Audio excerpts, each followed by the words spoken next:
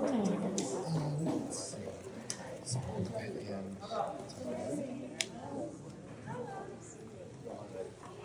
right, good morning, everyone. I will be calling this meeting to order and conducting roll call. Commissioner Andrades is not with us yet. Commissioner Field. Commissioner Fuentes. Commissioner Lewis. Present. Commissioner Mack is absent. Chair Mesa is present. Second Vice Chair Murray. Vice Chair Sanchez. Commissioner Schlatter. Present. Commissioner Stein is absent today. Commissioner Thomas is not with us yet. Commissioner Yap. Here. Before we begin, Commissioners, Commissioner Mack asked me to provide a statement. She wanted to let the Commissioners and the public know that she is sick today and wanted to let you know that she would be watching the meeting virtually and will review the recording of this as well. Okay, yes. Commissioner Andrades, present. Thank you. I would like to welcome our host city council member, a distinguished guest, and an alum of the last charter appointed commission. That is Councilmember Tim McOsker. Councilmember. Thank you so much for speaking from here.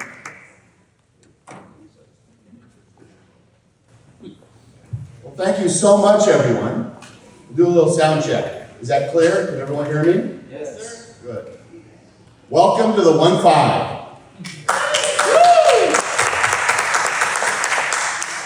I say it everywhere. I say it to everybody, and I rarely get a chance to welcome so many people that are not from the 1-5 or in the 1-5. Although I never miss an opportunity to say, we used to be the 15th council district. We are no longer the 15th council district. We are the 1-5, and my wife, Pastor Connie, actually came up with this idea during the campaign. We are one district, 5 beloved communities. We represent a district that goes from Watts to the waterfront. And so those 5 beloved communities are Watts, Harbor Gateway, Wilmington, Harbor City, and San Pedro, the 1-5. And it does have pertinence for what we're trying to do in the charter. What we tried to do before, what we tried to do before that, and what I know you're trying to do. The reason why we call our district the 1-5 is because we are an example that plays out in our city's history and this city and this country over generations, over decades. That some people are haves and some people are left out. And in my district, in a microcosm, Watts can be forgotten. The Gateway can be forgotten. Harbor City can be forgotten. Wilmington can be forgotten. And I love San Pedro. I was born and raised in San Pedro, but that is the example in our district of the one that doesn't get forgotten. San Pedro may say, vis-a-vis the city, we're forgotten, but in our district, it has been historically and traditionally about San Pedro. And what we do in our district, and what you do in the Charter Revision Commission, is remind ourselves every day, every way, that every neighborhood matters. Every part of our city matters. And we remind ourselves, one district, 5 beloved communities. And we say it out loud to make sure we don't forget. And to make sure I get held accountable by my dear friends. I've got Athens on the Hill friends here. Make sure that we get held accountable for that very thing. So, welcome to the 1-5. Thank you so much for all of your efforts. It's not unknown to me how hard it is to be a Charter Revision Commissioner.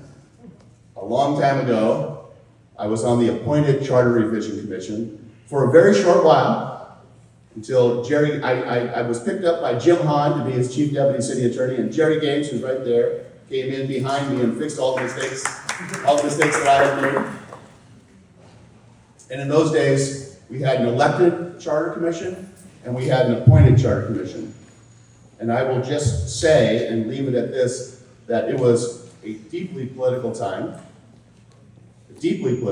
as we are in a political time today, but there was a lot more attention on charter revision then than there is right now.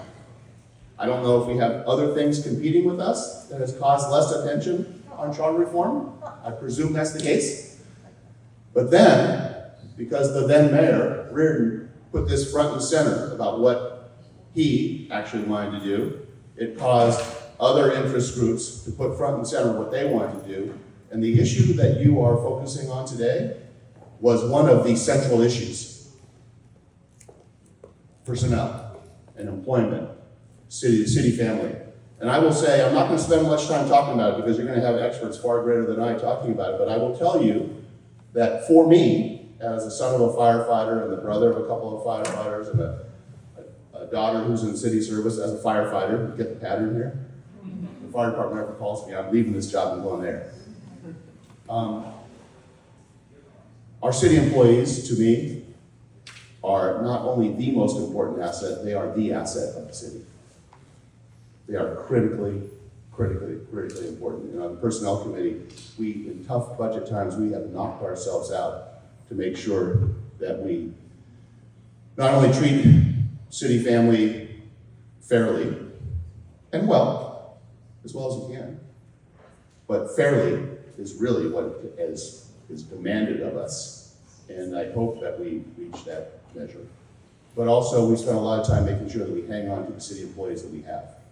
We've been knocking ourselves out in what we call the transfer portal, knocking ourselves out and making sure that we don't have layoffs. We are very close to being able to say that we're at virtual zero because the city labor partners have stepped up. And I think management too has stepped up in fairness to make sure that we hang on to everybody, because the best employee by far is the one you have. And making sure that we continue to value those employees and put them in a position where they continue to progress and provide the services. Because protecting employees is really about protecting the city and protecting our residents, because those are the folks that provide the services that we need. Now, all that being said, thank you to the coalition partners, thank you to our labor partners, thank you to our personnel department, Malika Phillips, who's doing a great job. I'm looking forward to hearing as much of the debate as I can. But while I have the opportunity, I want to talk to you about some of my thoughts on charter. They're going to go outside of the city family, outside of the city employee base. I want to talk about the structure of the city, and I should start with the city council, because that's the body I'm on. And when we talk about the city council and the legislative authority, and this is not purely executive and legislative, there's a mix of authority, as you know. But as we talk about the city council, I think two of the central issues are going to be the size of the city council and whether or not the city council is right-sized. And for me, it's less about the number of city council members who sit around a horseshoe, and it's about how many people do they represent. And right now, we each represent about 260,000 people plus. And I'm going to speak against my personal interest. My personal interest is that I represent the 15th district, and if you ever saw it, it's the only district where it's really, really clear. If the district gets smaller, I lose Watts. And I love representing Watts. But I will tell you that 262,000, or whatever the number is today, is too large. And we have to grow the size of the city council. We have to add seats. We have to add seats because there are members, I think virtually every single 1-5 person and then some in this room has my cell phone number. And I'm glad you do. But it is unsustainable. It is unsustainable for one council office to represent people, more than a quarter of a million people. And so we have to increase the number of council members and decrease the number of folks that we represent. And I say that with a heavy heart because I know what I would lose. And I don't want to lose it, but I think it's the right thing. I also believe it's important to not make the council too large. And I'm not saying that out of selfishness. I do think it's important for the city council to be manageable and to have power vis-a-vis the executive branch for the checks and balances. And so if you're going to ask me for a number, I'm thinking 19 to 21, something like that. But that's for you to analyze and take debate on. But I'm telling you unequivocally, I think that the council needs to grow. I think the other issue when we talk about the city council And there are reasons why charter revision commissions happen. 25 years ago, it was really about whether or not people are connected to the neighborhoods, and we got neighborhood councils. It really was about whether or not the mayor, any mayor could manage the city, and we got greater mayor powers. I think today, it's about whether or not these districts are the right size, and I think it's also, we've had so much crisis over the role of council, the city council, in land use. And we need to address the land use challenge.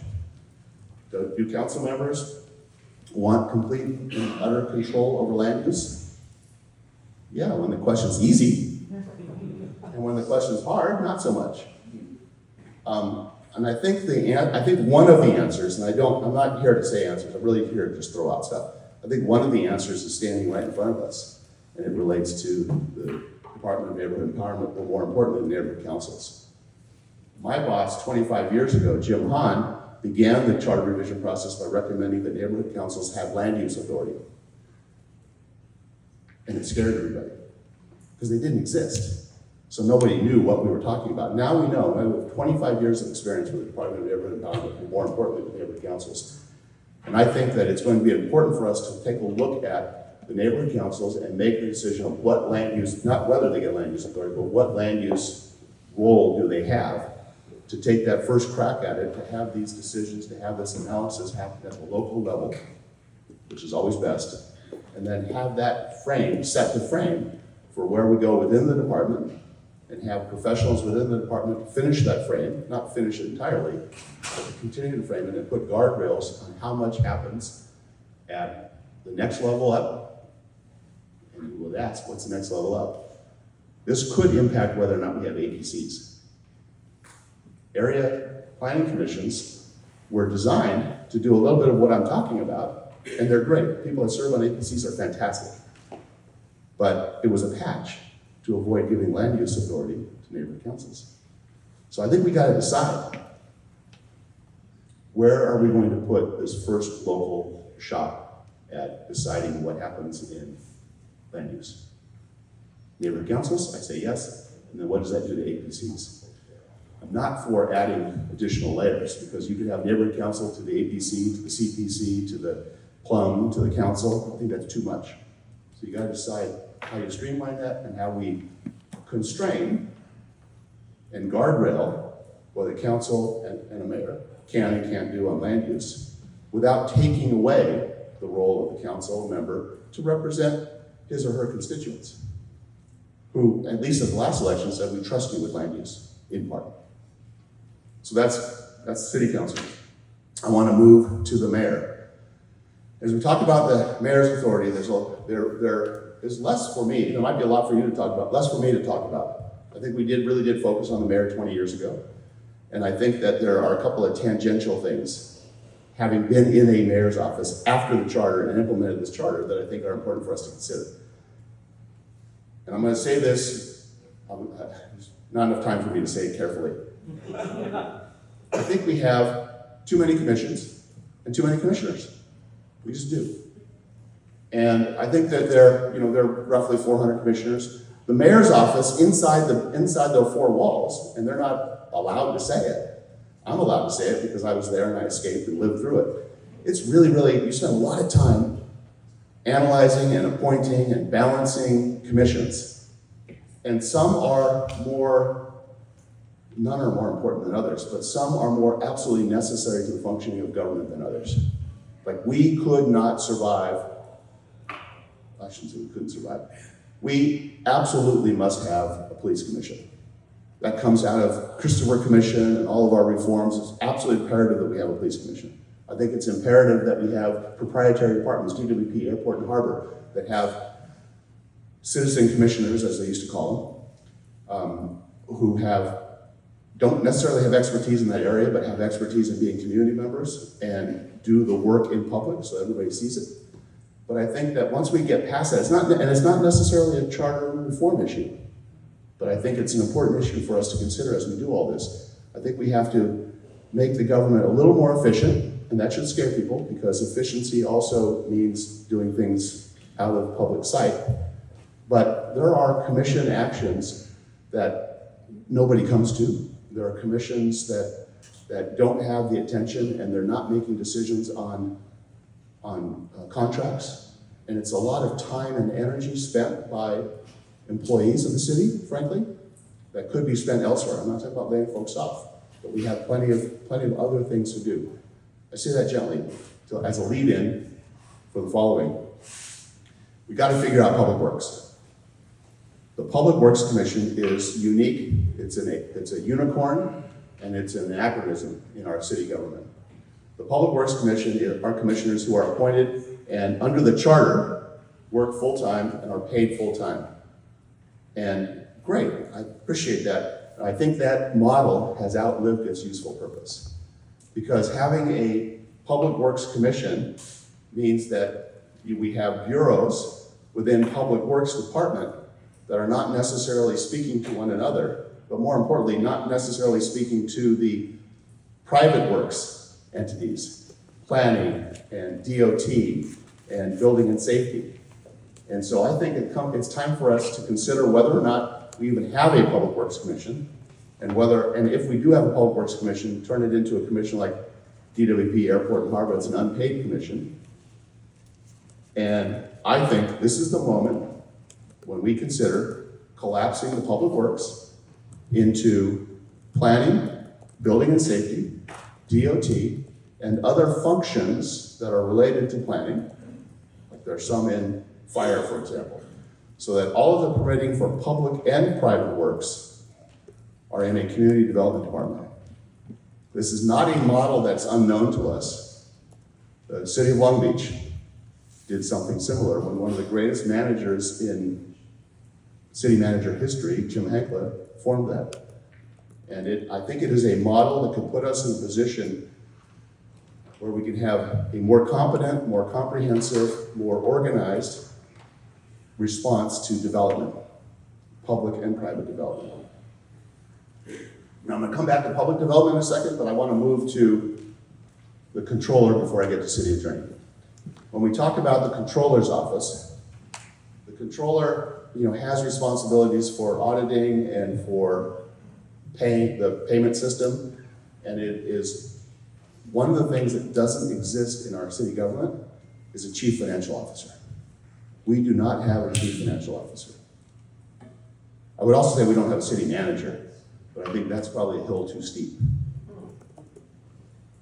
We very purposely, sorry I'm jumping around a little bit, but I'm willing to come back, I'm willing to speak at any time.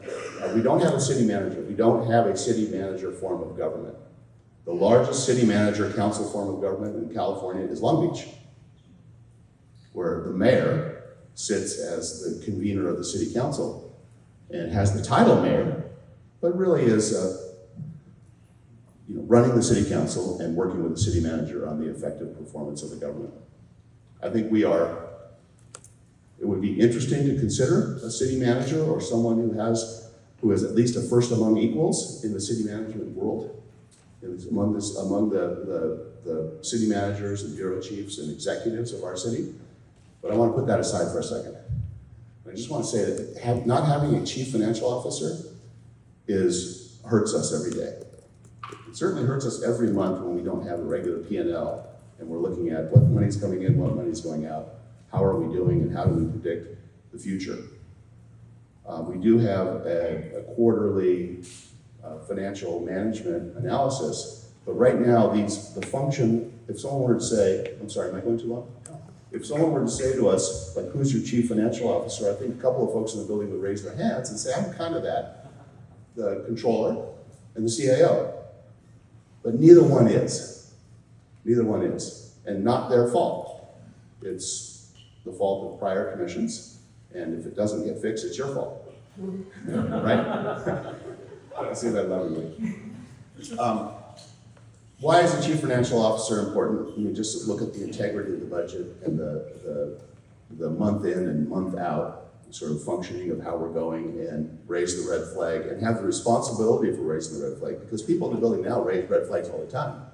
But if they don't have that responsibility, if that's not their job, then it's just another red flag. I think also it relates to whether or not we have a capital improvement plan, a CIP. what if we have a capital improvement program that belongs somewhere? And, well, first of all, let me back up and say we absolutely have to have a capital improvement program. We have to have a CIP. It has to be mandated. It would be ideal if it was mandated here, and it would be ideal if it had guardrails on it so that it does get adopted by mayor and council. But in front of the public, in front of, like my grandma used to say, in front of God and everybody, you make amendments to it, but you're held to it. We would not be in this 20-year saga of the convention center if we had a CIP. And we run from crisis to crisis, financial crisis to crisis, among other types of crisis, and all of our attention goes to something, convention center, I think understandably now, but at the risk of everything else. I mean, where is the advocacy for sidewalks, streets, curbs, gutters, bridges, and convention centers? So we need a CIP, we need somebody in charge of the CIP, and I think it does relate to who's going to be our chief financial officer, or it relates to who's going to be the head of our community development department. It needs to find a home, right? I'm going to move on to a couple of other things, and then I'm going to stop, but I'm going to commit to you that I'm willing to come back, I'm willing to talk to anybody, anytime, anywhere. I care a lot about this. City attorney. I say this remembering that I was on the Charter Revision Commission, and then I was in the city attorney's office, and one of the debates 25 years ago was appointed versus elected city attorney. And I rolled out my best and most earnest arguments, and I shouted and I screamed and I slammed the table and I said all the things saying it has to be an elected city attorney and an elected prosecutor, one and the same. I don't believe that today. I think it's going to be important for you to talk to our public and to consider an appointed city attorney, a corporation council, a municipal corporation of the city of Los Angeles with an appointed council, appointed by a mayor, confirmed by city council, with guardrails to avoid political interference. But I think that the appointed city attorney handling all of the civil functions of the city, representing the city in civil cases, filing civil cases at the direction of the client, which will variously be a department or the council or the mayor, and doing all of the most important work, drafting ordinances and approving contracts, needs to be an appointed council. There's really not a reason why that should have the sort of political vagaries of everything from Watts to the waterfront or Sylmar to San Pedro. And I think that we create a wall between the city, the civil lawyer, the corporate counsel, and a prosecutor, a city prosecutor, a very important function that's elected. There are just all of the opposite reasons why you do want to make sure that we have no council approval or mayor appointment of a prosecutor. We want a prosecutor to have independence and to respond to the voters just as a DA does. And so my recommendation for you to consider, appointed city attorney, elected city prosecutor, separate the two. Right now they're in the same office and there's an ethical wall between them, but there's one person that sits on top of the wall, maybe a couple of folks, a chief of staff and a city attorney. And I know they do a great job of separating those ethics, but we can do it for them by having two different offices. I talked about the city council, the mayor, the Department of Community Development, the city attorney. What am I missing? Anything? Listen, this is really critically important.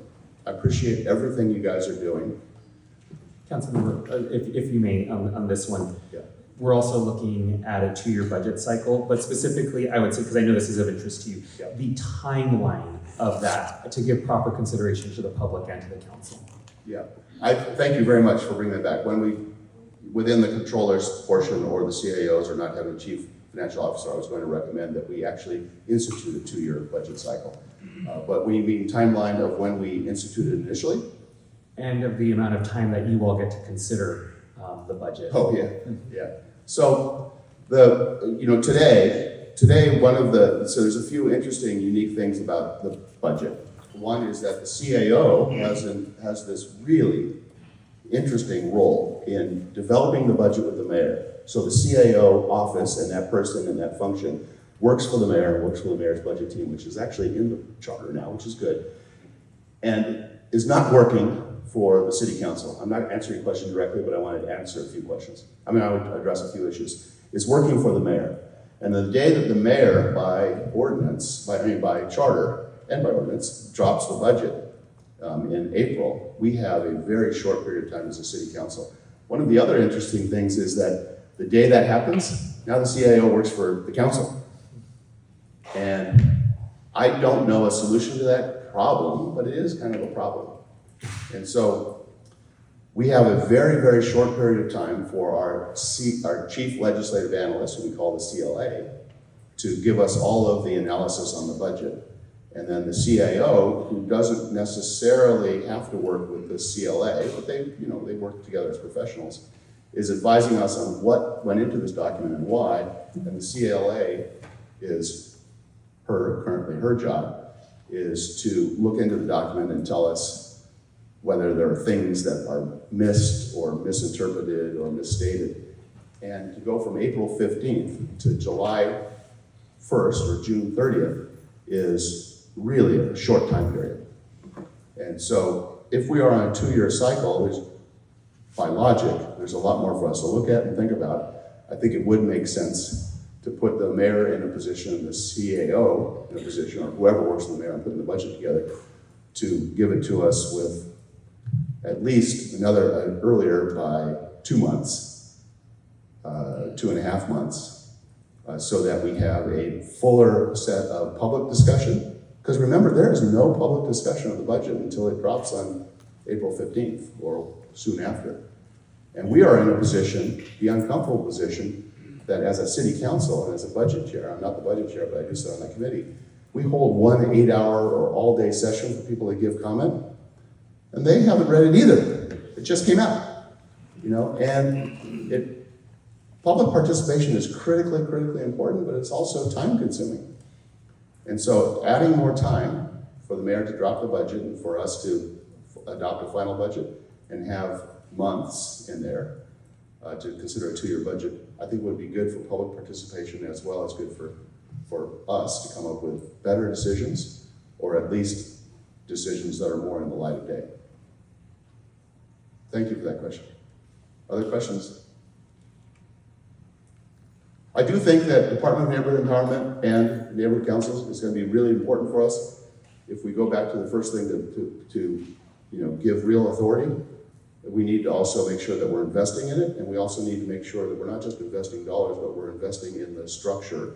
And it would be better, I think, what I'd be interested to hear from my neighborhood partner colleagues, my neighborhood council colleagues, it would be better to have a more uniform structure across the city.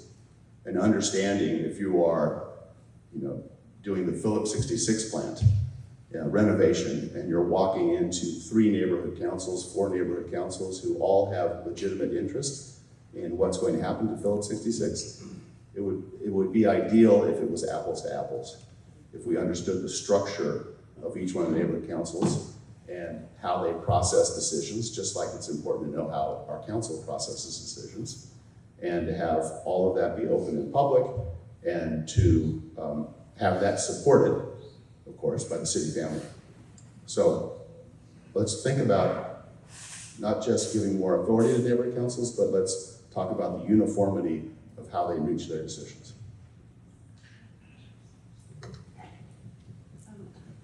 Good morning, Councilman. Besides assisting with the planning structure, what other areas do you see empowering the neighborhood council? The CIP. Yeah. So if you think of the 2 sides of our built environment, it's the private works, what happens on the private side, how do we make decisions about land use, and on the public side, how do we move people, how do we build stuff. And so I do think that the 2 most important areas would be weighing in on the CIP and the implementation of the CIP, as well as weighing in and not having final authority. I'm not for that, friends, but having some authority. And then I think if we moved off from there, clearly if we have a 2-year budget cycle, there are opportunities to more formalize and advance what we have with the budget advocates, which is great work today. But how do we put the city in a position where the council doesn't have merely the responsibility of listening to a presentation for, 45 minutes in a council meeting right before we adopt the budget. Other questions? Yeah, another topic that's come up at a lot of our meetings is ranked choice voting.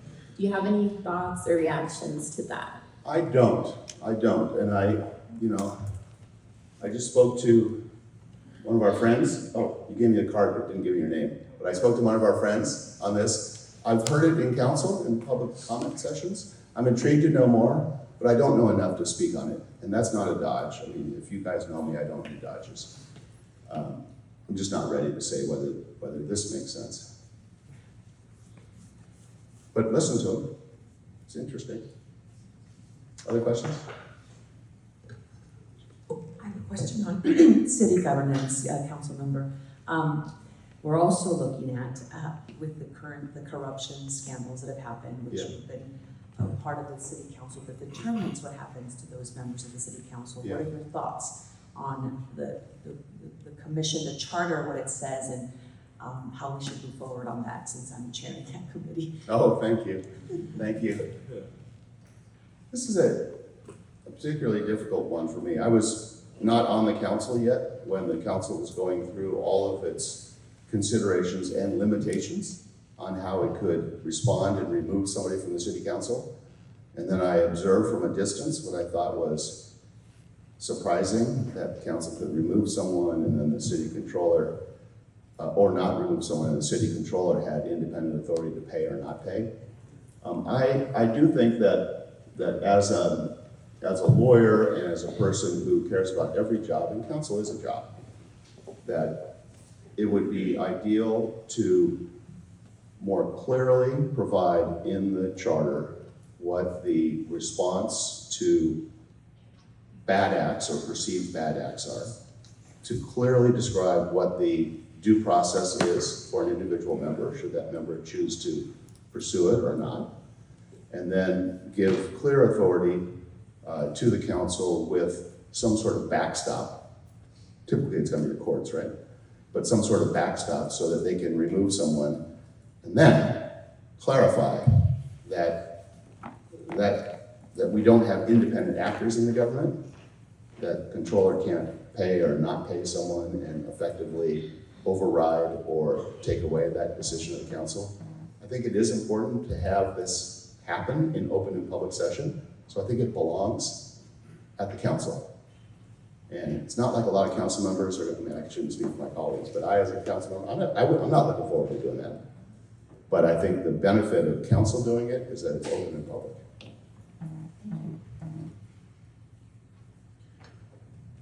Councilmember McOsker, I would like to say before we give you a much deserved round of applause is that I'm really thankful for you having an honest and open conversation. I think it's really important for the public to hear where our elected officials stand on charter reform, and I don't think all of your colleagues maybe feel comfortable for whatever reason to share that publicly, and so it is extremely helpful, it is appreciated, and I would love for everyone to give you a round of applause.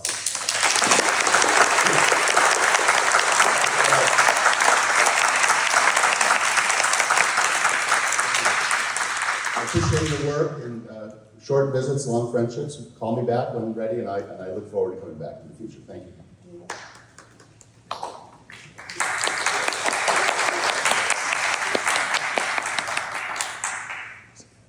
All right. We will now move on to public comment. We do have translation available. I will ask our translator to come up and speak on that, please.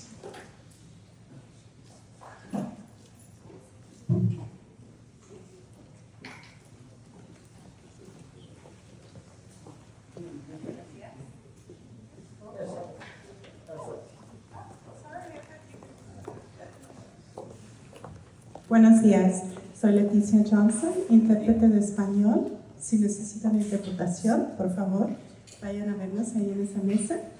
And basically I just said Spanish interpretation is available. Come see me. I'm going to hand it over to our executive director to facilitate public comment. Thank you, Mr. Chair. I'm going to call 3 names at a time. Please line up for the lectern at the front. We'll start with Lionel, Aaron, and Ray.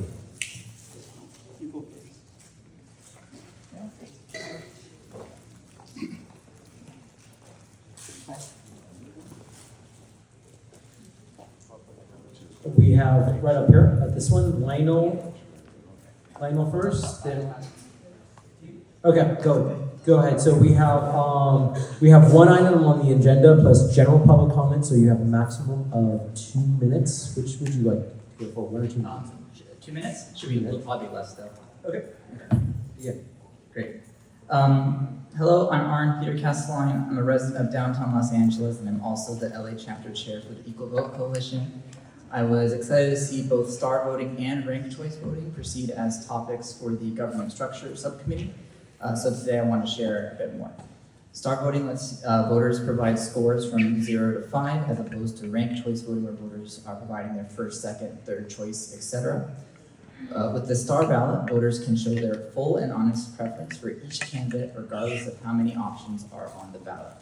In addition to showing their favorite, they can also show exactly how much they like their next favorite, whether they're a 1-star candidate, a 4-star candidate, or even a 5-star candidate.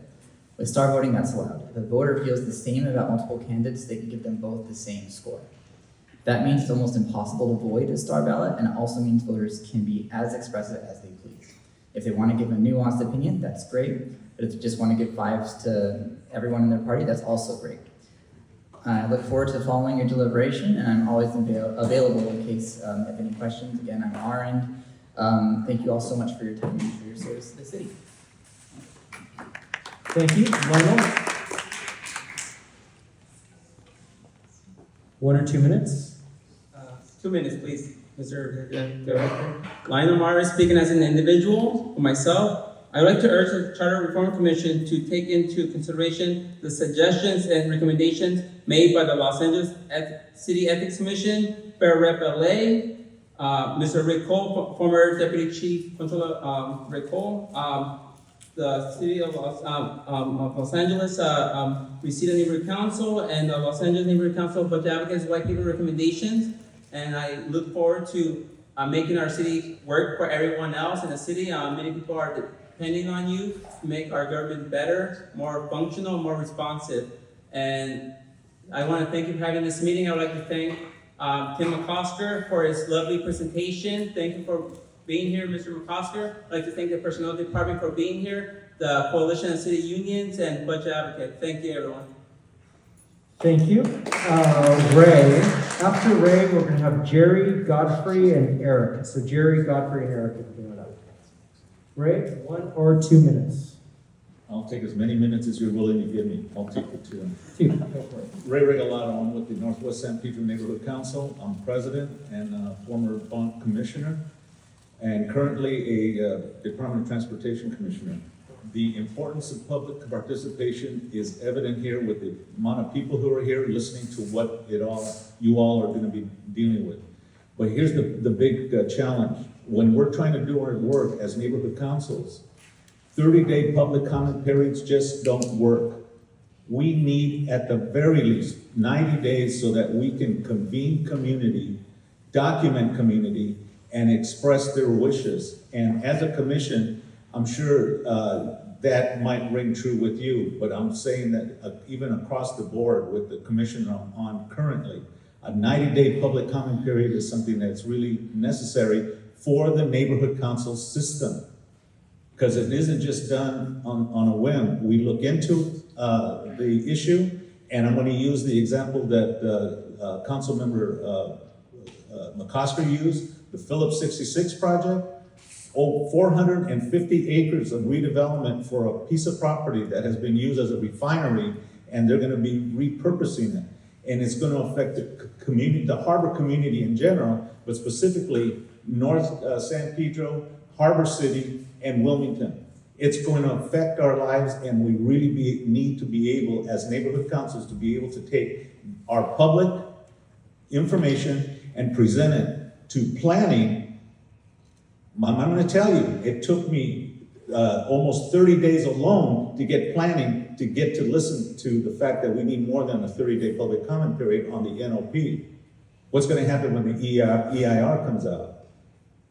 But again, our hero today here, Councilmember McOsker, helped us get our 90 days. Thank you, and time. We need 90 days, and I hope we put it into the plan. Thank you. Jerry?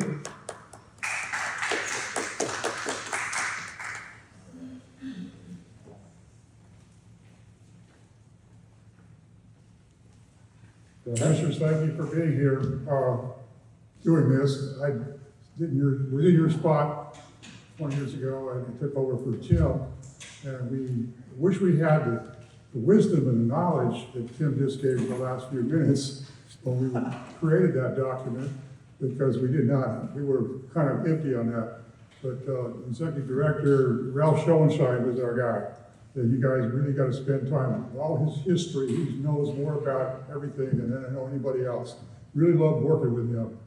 But I'd like to point out to you that the ingredients of this was based on the town hall concept in New England and St. Paul and Portland and other areas. We visited. Greg Nelson was the leader of this with his history when we did all this. And we had a lot of hearings all over the city, the 99 different council districts there, or neighborhood groups. I would have liked to call them community councils rather than neighborhood councils, because my feeling was that the word neighborhood made it loaded up like it was residents that were against everybody else. Our biggest thing was articulating the community array issue between all the stakeholders being on the same place. I think Northwest, you just heard about, they've done a good job of how they set their bylaws up in different buckets. But others, it's all that large, and it tends to be overloaded to different ways. But we didn't want to micromanage the level of it. Keep in mind that you're talking about planning, land use capabilities, and so forth. But to be a member of the neighborhood council, you didn't have to be a citizen. You didn't have to be, an elected, registered voters. It was community-wide entry. So when you're an advisory body like that, you got to remember the framework of the laws that exist for bringing that stakeholder package together. And that was the root of the whole thing. The biggest issue I see as a co-author of this thing has been the how to set the table when you form neighborhood councils. My local council people here, we watched the differences on how people get organized. They spend more time how to set the table than they do to get on the policies of the community. And that has always been troubling to me, because the educational piece has been so complicated, particularly with the way Dylan has handled over the years and so forth. So I really would like to take another look at how the nexus between the community groups and the official DONE relationship is structured in a guidance way where still there's autonomy, but there is an opportunity, some stakeholder input. The community impact statements is there, but what's more teeth in that or whatever. But I think you heard from the councilman that the land use is dominating agendas in most areas, but the particular planning is complicated depending on where you are in the city. Remember, we came about with the succession movement, and San Pedro were part of that in the beginning of the valley when we came in on this whole thing. But I would urge you to take a look at how we approach the nexus of communications with what Ray just talked about in terms of the activities of the council and what they can be respected for as they come up the line to advise policymakers. Because that's the key word, advisement, legally. And of course, people have to learn all these things when they become in from the current demographics of the communities that they represent. But it's been a privilege, and I wish I'd had the councilman's input 20 years ago. Thank you. Thank you. Godfrey, then Eric.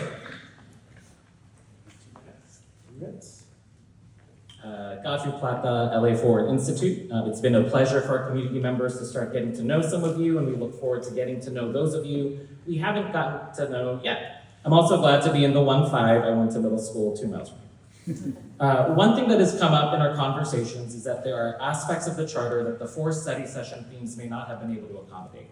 For example, both community and some of you have expressed desire to understand how the charter lays out who has authority and oversight over LAPD and who doesn't, how much authority those officials or bodies have or do not have, and whether that should be revisited at all. Both community and some of you have wanted to revisit who pays settlement costs for liabilities, the general fund or the particular department found liable. For items like these where there have not been panels, we're told that you as commissioners do have the power to make motions to agendize these topics. That is, you can say, I move that we agendize study of LAPD oversight to make a motion for unexplored topics in this body. I'm told you cannot just express your general interest, you have to make a formal motion. While we know that you already have so much on your plates, we hope that some of you will use this power of yours to make sure that our current modes of LAPD oversight and current protocol for paying settlements make sense in 2025 to you and the public. While LA Forward Institute doesn't have a clear platform yet, we've heard interest in this from our community in coalition spaces like RLA. And I'm told that Ground Game LA, a different organization in the city, has also sent a letter to each of you highlighting possibilities for exploration as it relates to policing and the charter. Please take a look. Again, we hope you make motions to add this topic and others of civic interest to your agendas and to discuss these important topics in this body. Thank you. Thank you, Eric. David, Hudson, and then Carolina. David, Hudson, and Carolina.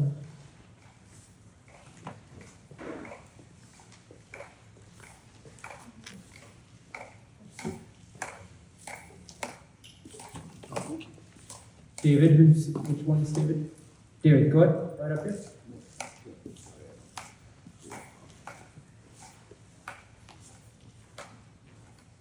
One or 2 minutes?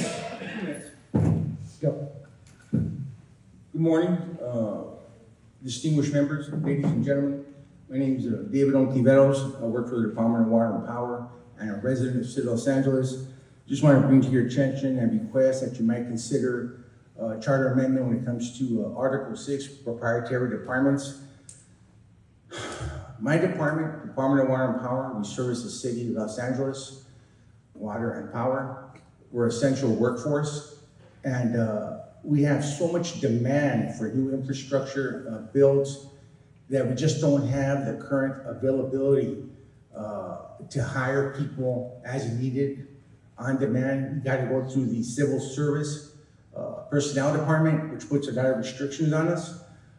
It takes years, half a year, to be able to convince the personnel department to bring up a motion for a new test to hire people. And I think going forward on the charter amendment, you should consider revising that application on how to hire people and move it to a proprietary department setup where the departments, be it Department of Water and Power, Airport, Harbor, they have the internal capability to be able to hire their people and still keep it under civil service protections. It's critical to the development of the City of Los Angeles to have, in our particular case, safe drinking water, reliable power, and we're always there for the people. When we have a disaster, the Palisades fire, we were there. We were out there 24/7 trying to get the city back online. Everybody from administration down to supply chain services, we were providing the service to get the City of Los Angeles back to a non-rolling condition. Thank you very much for your service and your consideration, sir, ma'am. Thank you.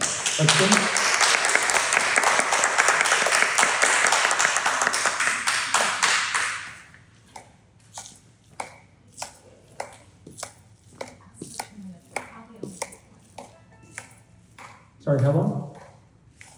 Good morning, Commissioners. 2 minutes. Carolina Goodman, League of Women Voters of Greater Los Angeles, and a member of FairRep LA. FairRep LA sent a memo with a number of ideas for you to consider I hope that you will take that seriously. One of the ideas tucked at the end of this memo had to do with police accountability. In March of 2024, City Council voted unanimously to approve a motion to advance options for police accountability. The motion was introduced by Council members Tim McOsker and Hugo Soto Martinez. It did not actually make it to an ordinance. There was a request to draft charter amendment language. City Council did not have the time to get that done and believe that our Charter Commission should take this up. So please raise this in your priority. It's an important issue. We need police accountability in Los Angeles. Thank you.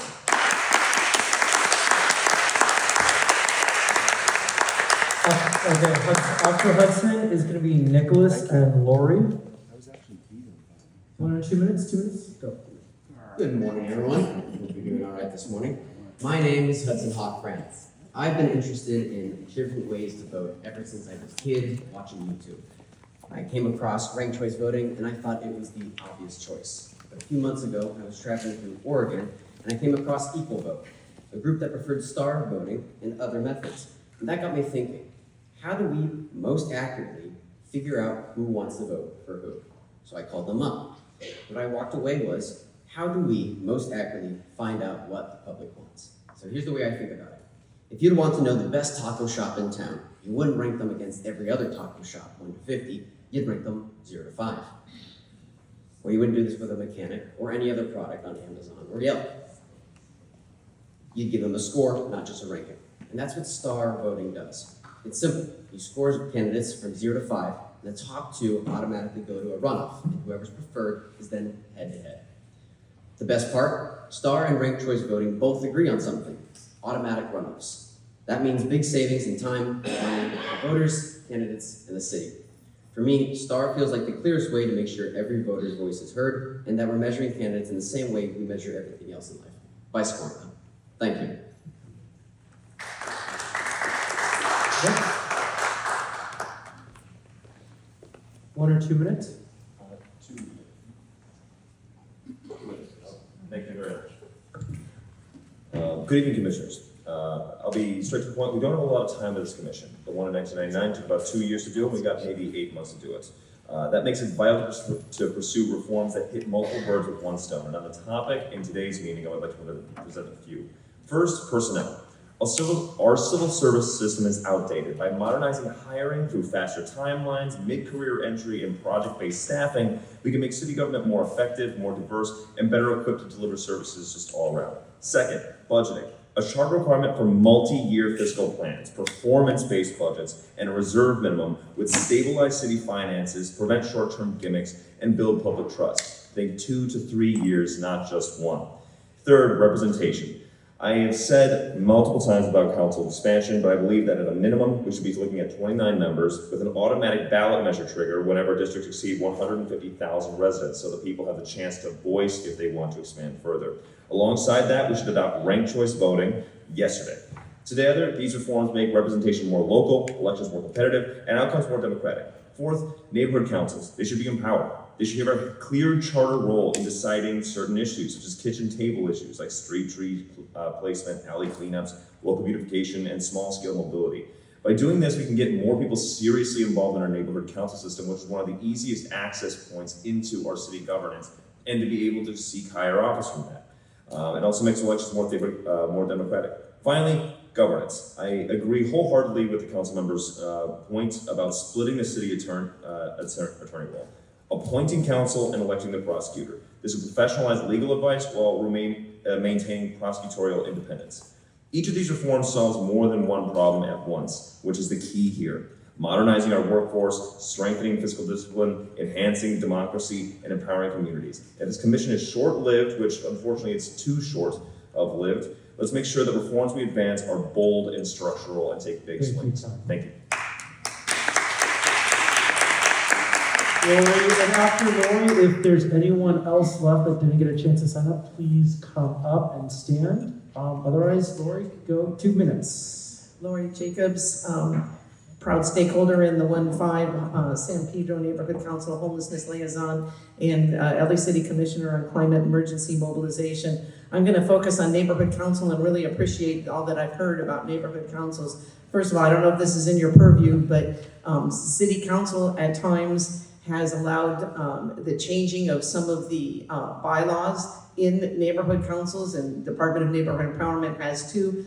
Example is changing the age requirement for a youth seat. We were built on being individual autonomous neighborhood councils, and I want them to get out of our way and let us do what we were set up to do. And then I want to reiterate what we've heard a couple times. Ray talked about the public comment period. Okay, when we had the Ponte Vista, we had a project which was huge, not as huge as Phillips. We had to fight over and over and over again to get our public comments heard. Okay, neighborhood councils, we're a voice to the city council and to the mayor. Give us time to get constituent input and make our statements. I don't understand. I'm just saying neighborhood councils are getting no respect. Right? And these are people giving their time for free, okay, to volunteer, learn about what the community needs are, and be a voice. We're a grassroots movement. So I'd like to see some changes. Stop the oversight and changing things within the neighborhood councils. Let us do what we want to do as far as setting up our bylaws and our standing rules. Thank you very much. Thank you, Paul. Once, twice, and sold. Mr. Chair, that concludes public comment. Thank you, everyone who provided public comment today, and for those members of the public who submitted written public comment as well. I would like to note that Commissioner Thomas has joined us. Next, I would like to see if there are any neighborhood councils with approved community impact statements. Seeing none, I will move to our next item on the agenda, which is approval from the minutes of our last meeting. Is there a motion? So moved. Motion by Commissioner Sanchez. Is there a second? Second. Second by Commissioner Field. Is there any discussion on the motion? Seeing no discussion, is there any objection to approving the minutes? Seeing none, the minutes are approved. Thank you, Commissioners. Okay, we now move on to the next item on the agenda, which is a brief report from our Executive Director on outreach and other matters. Thank you, Mr. Chair and Commissioners. I'll keep this brief. We had a great presentation last week by City Fabric. So we went into a lot of detail. A lot of that detail is now turning into some adjustments and some planning and lots of scheduling going on. You'll notice that some of the first government structure committee meetings have been posted on the website. So we look forward to kicking off those the committee meetings. But we also look forward to working with the rest of the chairs here in the coming days on scheduling future other committee meetings. So really excited about that. We also got our first full newsletter out this week. A lot of you probably saw that in your inboxes this week, and we continue to grow our readership there. More social media will be added as well. Let's see. We'll be back at, I just want to note for everyone, we'll be back at City Hall this Wednesday at room 1010 for our next meeting. I believe that's at 6 p.m. Just a reminder, that's at 6 p.m. on Wednesday in room 1010 at City Hall. I'll also note that the outreach and engagement plan that was approved by this commission has now been approved by the Council Rules Committee unanimously. And next up, we'll be going to this full City Council for consideration. Looking forward to that. I think that is the conclusion of all my major updates. Commissioner Field. Thank you, Chairman. Anything else I can ask? Let me find out right now. Can we find out how many people are on Zoom right now? Alex? Thank you. Thank you. And also, I'd love to know if there's any update on our missing 13th commissioner. I will. Let me find out. Alex, really quick. Sorry. Can we find out? Can we find out how many people are on Zoom really quick? Yeah, we have 26. 26 people as of right now. That number always ebbs and flows. Last week, I think we had a total of like 55 people after all was said and done who had logged in. So, yeah. And then met with the council member this week with our chair, and they are actively still talking to people and interviewing people and doing outreach to find someone to fill that last vacancy here. Thank you, Executive Director, for the report. We now move on to item 1 on the agenda, a town hall study session on personnel. Comment and discussion on issues related to the management of the city's workforce, reviewing the structure, governance, and rules of the city's civil service system and personnel policies, fiscal planning, including assessing the potential benefits of implementing a multi-year budget framework and mechanisms for ongoing charter evaluation. I am going to hand it over to our Executive Director to introduce our presenters. Fantastic. Let us just get a deck up ready here. Hold on.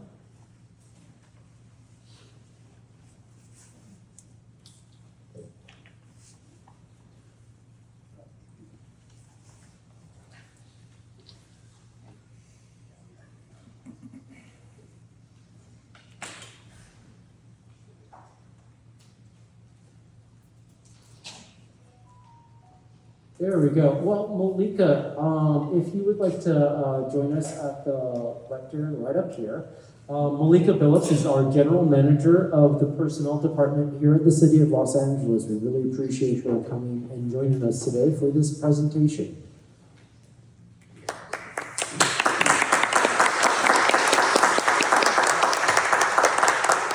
Thank you all. If you would indulge me while I get set up. I'm happy to be here and happy to be able to present. All right, so I think that we have the presentation brought up. Thank you very much. Thank you, honorable members of this commission. My name is Malika Billups. I am the General Manager of the Personnel Department. I'm a little bit under the weather today, so please indulge me. The Personnel Department is one of many departments in the city of Los Angeles. And I want to talk to you a little bit about what it is that we do. And I'm going to talk about personnel and the civil service system, the personnel rules, and all of the tricky, complicated things that go into maintaining a civil service and an employment base as large as we do here in the city. So the Personnel Department oversees an array of services. Sorry, if you can go into... That's the agenda. I'm just doing an introduction, so either way, we'll get there. The Personnel Department oversees an array of services and is connected to employees throughout their career. So we develop civil service exams, we onboard staff, we manage standardized HR functions for the city. We train employees, we oversee health and wellness and retirement benefits. We handle issues related to like workers' compensation, complaints, discipline. We do recruitment, we do hiring. And so in all ways, the personnel department and the personnel rules are connected to employees from the time that they are hired to the time that they leave the city, through whatever means they leave the city. And so my job as the personnel general manager is to oversee all of those functions, but my mission, my personal mission is a little bit broader than that. It's not just to oversee the functions of the personnel department, it's to leave the city better than how I found it. It's to make improvements where I see that there are opportunities for improvements. It's to make processes more efficient so that the experience of employees can be as best as possible, at least under my tenure. So today, what I'm going to do is I'm not going to dig deep into recommendations because the civil service rules and the civil service process is complicated. What I want to do is give you a primer, set the framework, and I understand that I will be invited back to provide my recommendations to you, but I want you to have the foundation because it's tricky, it's complicated. I've been at the city for approximately 8 years, and I am learning every day new rules all the time. So I don't expect you to understand everything that I'm supposed to know within a 30-minute presentation. So at the very least, before I ask you to change something, I want to ensure that we understand it. There are many city employees here. A lot of you understand these things already, but I want to make sure that the commission and anyone else who's in the public kind of has a level playing field to understand what it is that we're doing.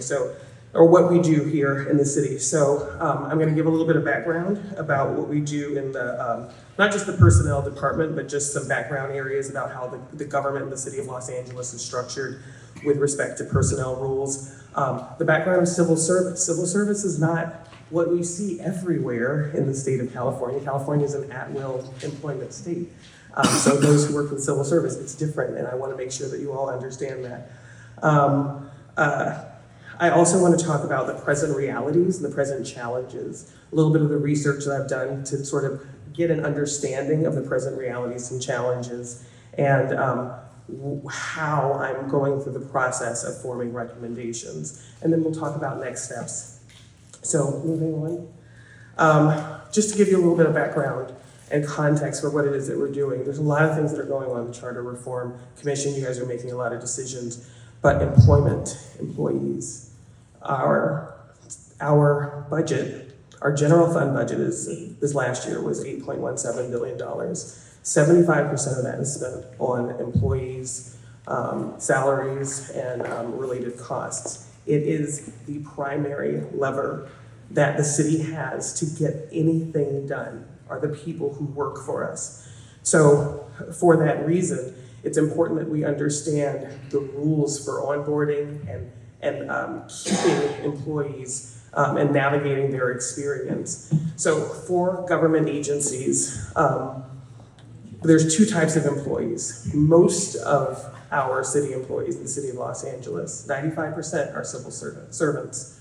The people who are not civil servants, we call them exempt employees. So you'll hear that term sometimes, exempt employees. It's similar to at-will employees in the private sector. And they do different things. The civil servants do things that are like the real core functions of the city, from cleaning our streets to running recreation centers, processing permits, all the ways that the city engages with us. And they all have a formal job title called a class. So you'll hear the word class. Those are the formal job titles for the civil servants. And a lot of civil servants tend to work for the city for most of their careers. Exempt employees are more similar, like I said, to at-will employees. And a lot of the people who fall into this bucket, all of the mayor's staff are exempt employees. All of the city council staff are exempt employees. Council members are exempt employees. General managers like myself, often many assistant general managers are exempt employees. And certain specialists or experts in certain areas are also exempt employees, but they're very, very limited. So let me give you a little bit of background about civil service and why it exists and why it's important. It basically performs the core functions of the city. The system, the civil service system itself, was established in 1883, so it's a long-standing part of the American fabric through the Pendleton Act. And the goal of the establishment of, I'm sorry, you can move to the next slide. Yeah. Gracie, if you can kind of keep that moving, because I'm going to keep going. Sorry about that. Let's see, where are we? Yes, this is why it's important. My apologies. So really the goal of it was to protect core functions from things like cronyism, which is, I feel like, a very 1880s word, like cronyism and nepotism and political corruption. Things that were endemic as part of our political government, but things that we obviously wanted to keep out of the process. We didn't want people just hiring people to run these core functions who were not qualified, who were just friends of the people who were in power. We didn't want to dilute the work of the city, and so what we created, or what the system was created, was a system of stability, of accountability, of fairness in the hiring process. That's how it's structured. It's designed to be a merit-based system to ensure that government positions are filled by competent individuals. And in order to establish merit, we've created a testing process. And the testing process looks at the various skills for all of the different types of positions or classifications that we have. And the process must follow the civil service rules. Whether it's a multiple choice test or an interview or an essay, having standards when developing and administering the civil service test ensures a fair process and that qualified candidates are able to get through. The other thing that the civil service system allows for is job protection. Under the California laws, the civil service employees have what we commonly call in the city like a property right in their jobs. It means that you cannot remove a civil service employee from their position without due process of the law. They get to keep their job unless you have established through due process, and there's many procedures that are outlined that demonstrate what due process is, but those are some of the key parts of the civil service system. It creates public trust, and I think the protections of the civil service system are vital because it also can prevent discrimination in racial hiring. It's a very neutral process. Hiring of staff who are not qualified, and firing of people without some sort of a due process. So, moving on to the next slide.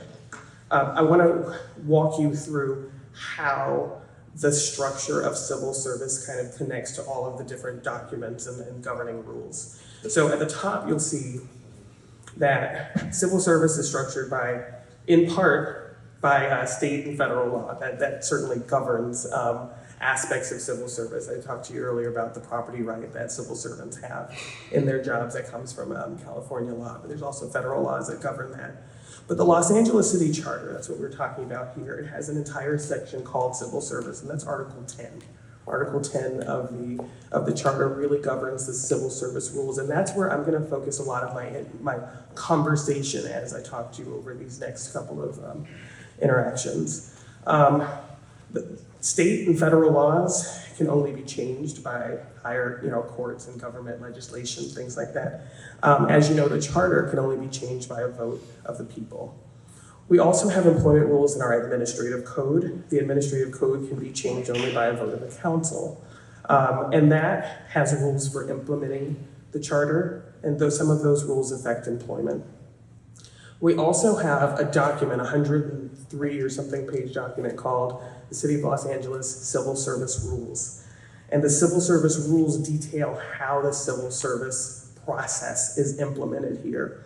And the civil service rules can only be changed by vote of the Civil Service Commission. So we have a 5-member body that oversees, and they're responsible for enforcing the rules in the civil service rules. My role with that is I implement the everyday oversight of the system, but the Civil Service Commission actually enforces the rules, and so it's we work in tandem with the civil service rules. We also have memorandums of understanding that govern our relationship with employees. Some of those, they're going to be impacted by the rules of the charter. We have, and all of the MOUs, the memorandums of understanding, are changed through negotiation with the city. And finally, we have personnel rules and policies, which are changed by the personnel department. And all of these structures work together to create the system that we have. When you change some, it may change the other. When you change the charter, it affects all of these, or it certainly can affect all of these different rules. And so new rules will have to be created, new pathways, new opportunities could be created depending on how you make changes to the charter. So I just wanted to lay that out and make sure that we're all clear on that. So I talked a little bit earlier, thank you, Gracie, about civil service. And then I talked also about exempt positions. It's important for you to understand sort of the nature of exempt positions in the city of Los Angeles. They can be hired, they can be hired through, they don't have to be hired through the civil service process. That's kind of part of what makes them exempt from all of the rules of civil service. They can be brought on just like the people do in the public sector. They can also be separated from employment, just like, I keep saying public sector and private sector, I'm sorry. Just like happens in the private sector, people can be hired and fired based on the will of their employer. There's a balance between both, and having both I think is very important for the city. It allows a little bit of flexibility for hiring for specific needs, and the civil service sort of operates as the core of how we function. It is important to note that exempt positions in the city of Los Angeles are limited in number, and to a certain degree, they're limited in scope. So I mentioned that 95% of our employees are in civil service. It's because by law, by the charter, the number of sort of those specialized exempt positions are going to be limited. Next slide. So that's kind of like the big picture of the background of things. By all means, ask questions because, like I said, I've been here for 8 years and I'm asking questions every day, and I don't expect you to know everything after 10 minutes of chatting. I want to talk to you about how I've gone through the process, or the process I'm going through to ultimately get to recommendations for you today. Because what I will be proposing, what we're all kind of proposing here, are changes to the fundamental ways that we do things here in the city. And that has downstream impacts on tens of thousands of people that work for the city of Los Angeles. So I want to make sure that if I'm going to make recommendations, I'm going to make sure that they are well thought through, that they're vetted. And so I want to talk about some of that process. There's kind of two paths. There's my sort of internal research. I've been the general manager of the personnel department for about 5 months now, so I'm still relatively new. And fortunately for me, I have a fantastic team that's very knowledgeable, very helpful, very customer service oriented. And I've been looking to them to find out what are the things that they see, what are the challenges that our clients, whether it's our employees or our departments, are coming to us with. I heard, I think it was David earlier who was saying the personnel department takes so long, to do things. And I understand you and I hear you, and you're not the only person who says that. And it's concerning to us. So I've been talking to my team about what have they done to fix that? How have they moved through the process? How have they made things better? But beyond just talking internally, and I'll talk about that in a minute, I also wanted to look externally, look at research, look at other jurisdictions, talk to stakeholders to find out what's going on. So I want to talk a little bit about those efforts so that you know that the recommendations that are coming from me are coming from not just whatever popped into my head. So externally, I'll say that we looked at stakeholders. We've started to hold town halls with general managers to ask them what are their sticking points, what are their pain points. We've had town halls with departmental personnel officers, also known as sort of our HR reps throughout the city, who implement the rules of the civil service process. They're the ones who are kind of carrying it out to kind of get a sense of what kinds of problems are they having. What challenges are they facing? Are there improvements that can be made? I've started conversations with labor, not for negotiations or bargaining, but really they hear things on the ground that I don't always hear.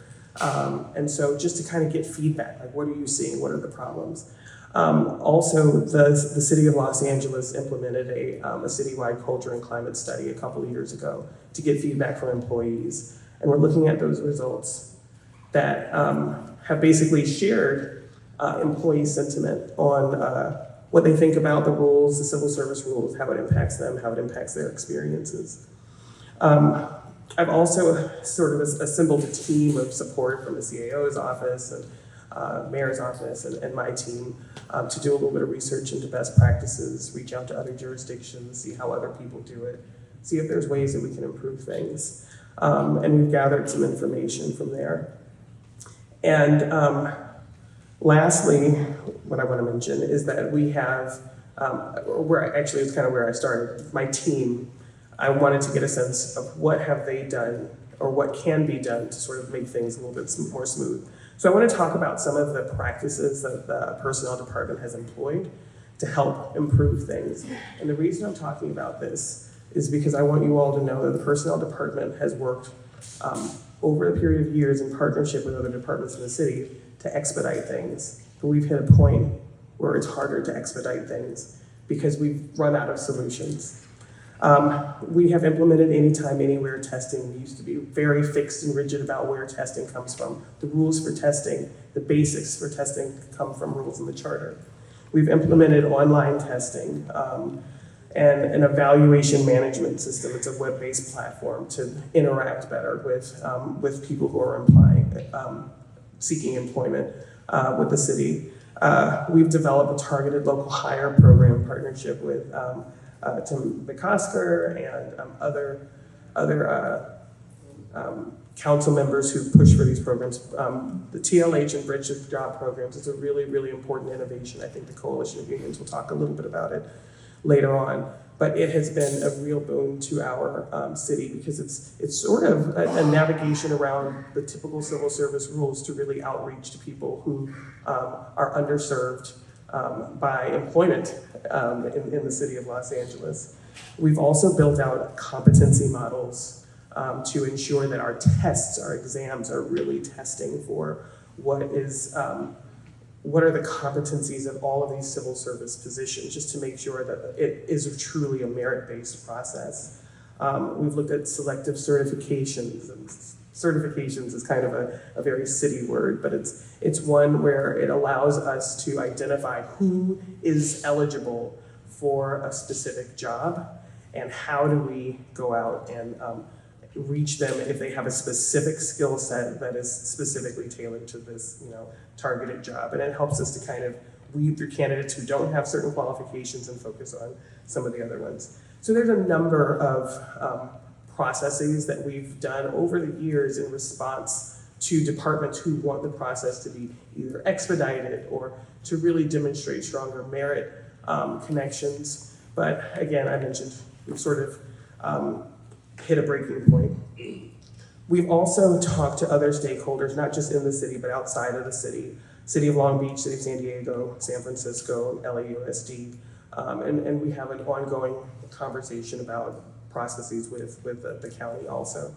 I want you to know that the City of Los Angeles processes 85,000 applications, employment applications a year, which is a huge scale. So in order to build efficiency, we have to build efficiencies if we're looking at those kinds of numbers. And we test more than 45,000 candidates. No other jurisdiction does that other than the City of San Francisco, City and County of San Francisco.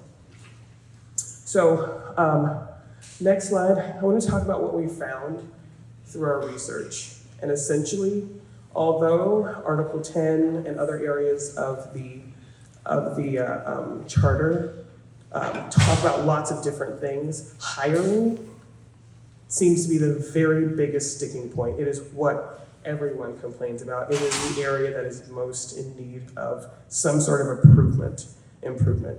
Ultimately, we've also found that stakeholders want a better process. That's the GMs, that's the elected leaders, that's staff. Even that's some of the feedback that I got from labor and from employees. Creating some sort of a process, doing something to make things better is part of it. And also we found that other cities do things differently. It doesn't have to be this way. Los Angeles, I know you've all heard this before, we are unnecessarily complicated in some spaces, and hopefully what we can do through this process is simplify things and kind of bring it back to the basics. So I'm going to show you the opposite of the basics. This is our current hiring process. I made it small for a reason, because there's a lot of detail in here. You all have access to the slides. If you can read this, it's be very impressive. But there's a lot of different steps, from the exam request to the development of the exam to actually running the test, to creating lists, inserting the lists, and then it goes to the department. I'm not going to walk you through all the details, but I wanted to give this to you so you could see what this process is that you'll hear people complaining about and saying, I just need somebody to sweep the streets. I need to hire a lifeguard, for the kids in the park in the summer. I need, somebody to process this permit because we have all these things, but you'll hear that the city can't get people on board to do things because it's so long. We lose people in the process. It's not efficient enough. So it can take 3 to 5 weeks to review all the applications. Over 385 days from the department requesting the exam to the establishment of the eligible list, and that's the list of people that departments can choose to hire from. So what you heard earlier was exactly right. It can take all kinds of different periods of time, and I won't go into all of the stats, but basically the takeaway is it takes a really long time to get through this entire process, and it's frustrating for a lot of people. So ultimately, when it comes to what do we need to do better, it's build in efficiency and flexibility. Go to the next slide. So we've set a precedent that, especially in exam scoring and exam development, that has gotten to the place where we just don't have any more flexibility to give. It's tricky to hire at scale. We have an ever-changing job market, and the rules that are in the charter create rigidity. And we don't have the ability to change our process because of the structure of some of the rules.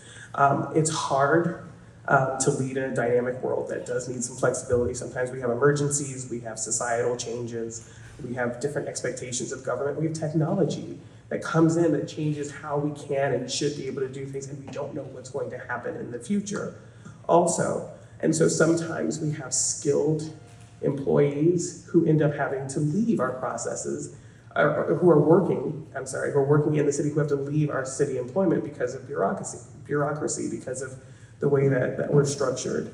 So our goal is to get to hire as many qualified candidates as possible, as quickly as possible, but as fairly as possible also, because that's not lost on me. The whole fundamentals of the civil service process is about fairness. It's about transparency and ensuring that people know what to expect through this process. So the proposals that ultimately I will make to you will lead to greater flexibility, a faster hiring process, and more, I think, fundamental change that will allow us to create reasonable change in the future. There are also proposals that I will make that are related to language that I don't think represents our modern values. There's references in the charter to unskilled workers or unskilled labor, which I think is inappropriate. And so we would make, I don't want to say little changes like that, but word changes like that. Those are the types of changes that I will bring back to you next week. So ultimately, can changes to the charter help us? I think yes. You'll see some words up here. There's terms like emergency appointments, exemptions, the promotional process, the testing process. There's certain words that are trigger words, I think, because they've been litigated so much to mean a certain thing that also defines and limits how we're able to interpret some of those words. And so changing that, I think, ultimately is where I will recommend. Next slide. Big picture, this is what I think the charter should represent. I think ultimately the charter should represent the fundamental values that the city has with respect to its hiring process, not so much prescriptive rules.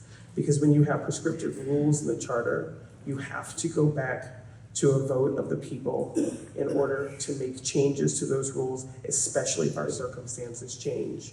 However, the values that we have for hiring, fairness, merit-based, competitive, all of those things that I think that we all sort of hold dear as a civil service system should absolutely be connected to and committed in the charter. We do need to hire people faster. We do need more flexibility.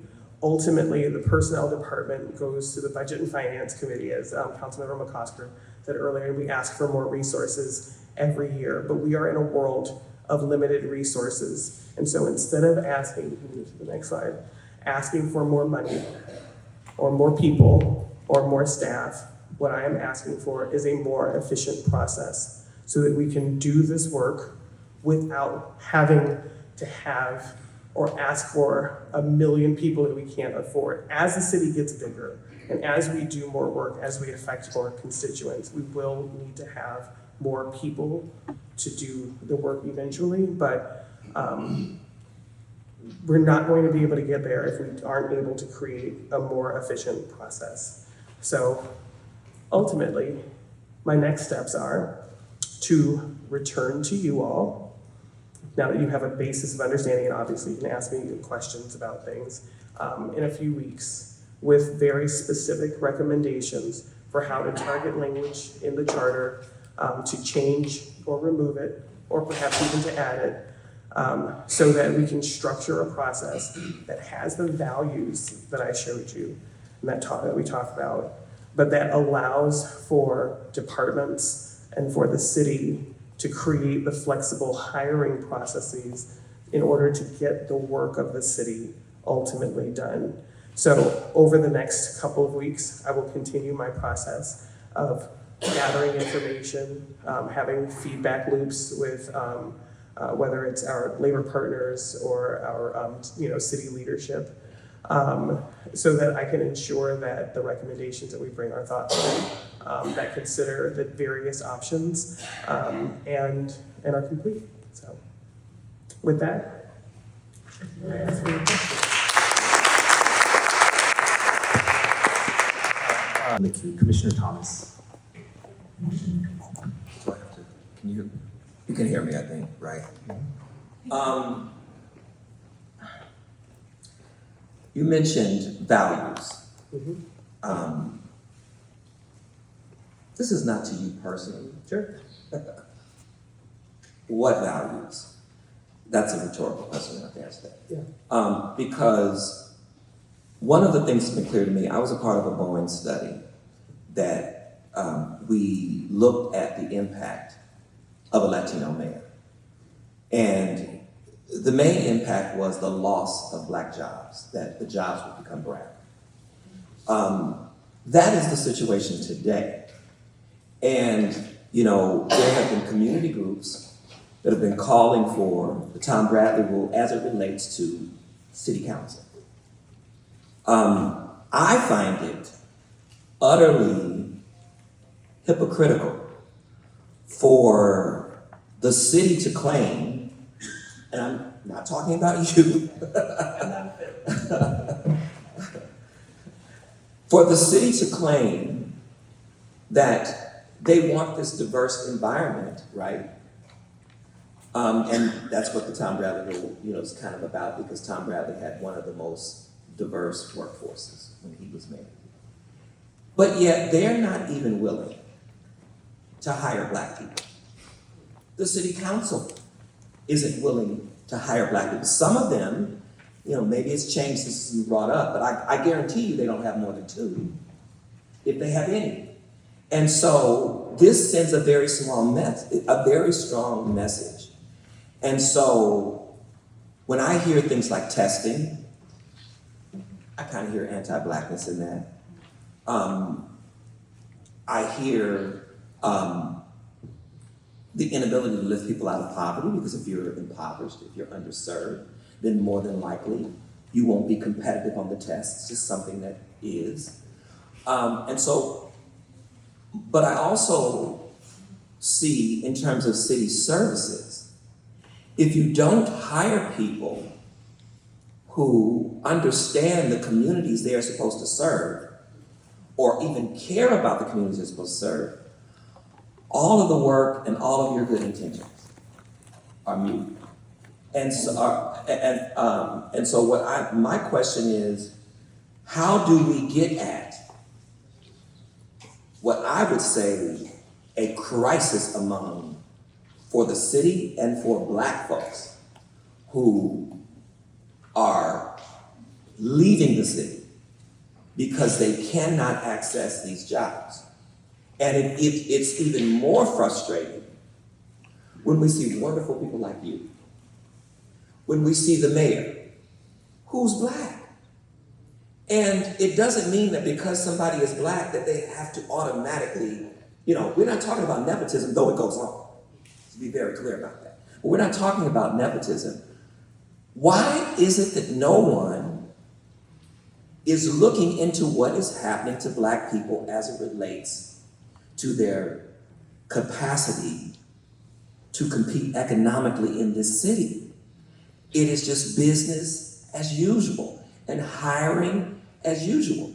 And I just don't understand why it is not a crisis. And so I would like, when you think about your recommendations, that you not be afraid to say, what are we going to do to lift up Black people in this city so that we won't have over 600,000 of them leaving, which is the current situation, and that we have the capacity to keep those that are here and to woo those who would like to come.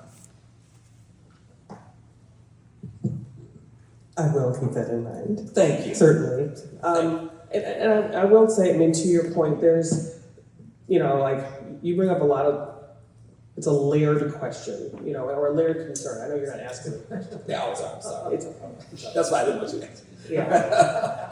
And there's, and it's kind of tricky in this environment. I know you're not asking me for an answer, but I do just, want you to hear my, my broad thoughts on it. It's a tricky environment because you also have realities of like historical underinvestment in certain communities. I mean, I recognize that not everybody in this world does, but I certainly do. And I think that's part of we can always do better. But the idea of investing in communities that have been underinvested is part of what I think we've been trying to do. We have not hit the goals, the broad societal goals, but, through things like the targeted local hire program, through things like Bridge to Jobs, really is about targeting communities and people who have not had a pathway to city employment in the past, and to say, you know what, this is a person who, because of their economic conditions or because of, like they've been justice impacted or something like that in the past, they can go to city employment opportunities through a path that is not requiring that they have an uncle and a mom that worked for the city already and already had that history. So those are the pathways that we are looking into.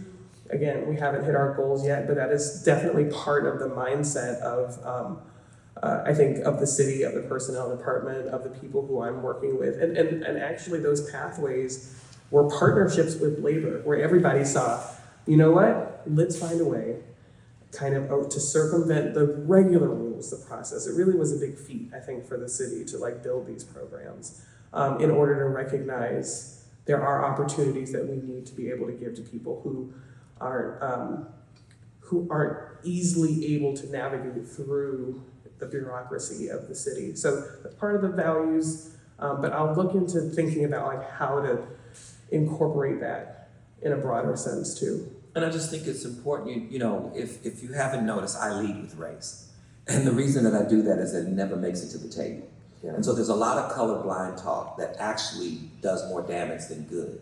And so if we don't begin to look at how the things that we do, how city services and how this city impacts the different demographics of this city, then we'll always be in the place where we are now. And so I would just, again, I would just encourage, I know it's probably difficult in the current political environment, but I'm very interested in someone explaining to me where the Black people go and why.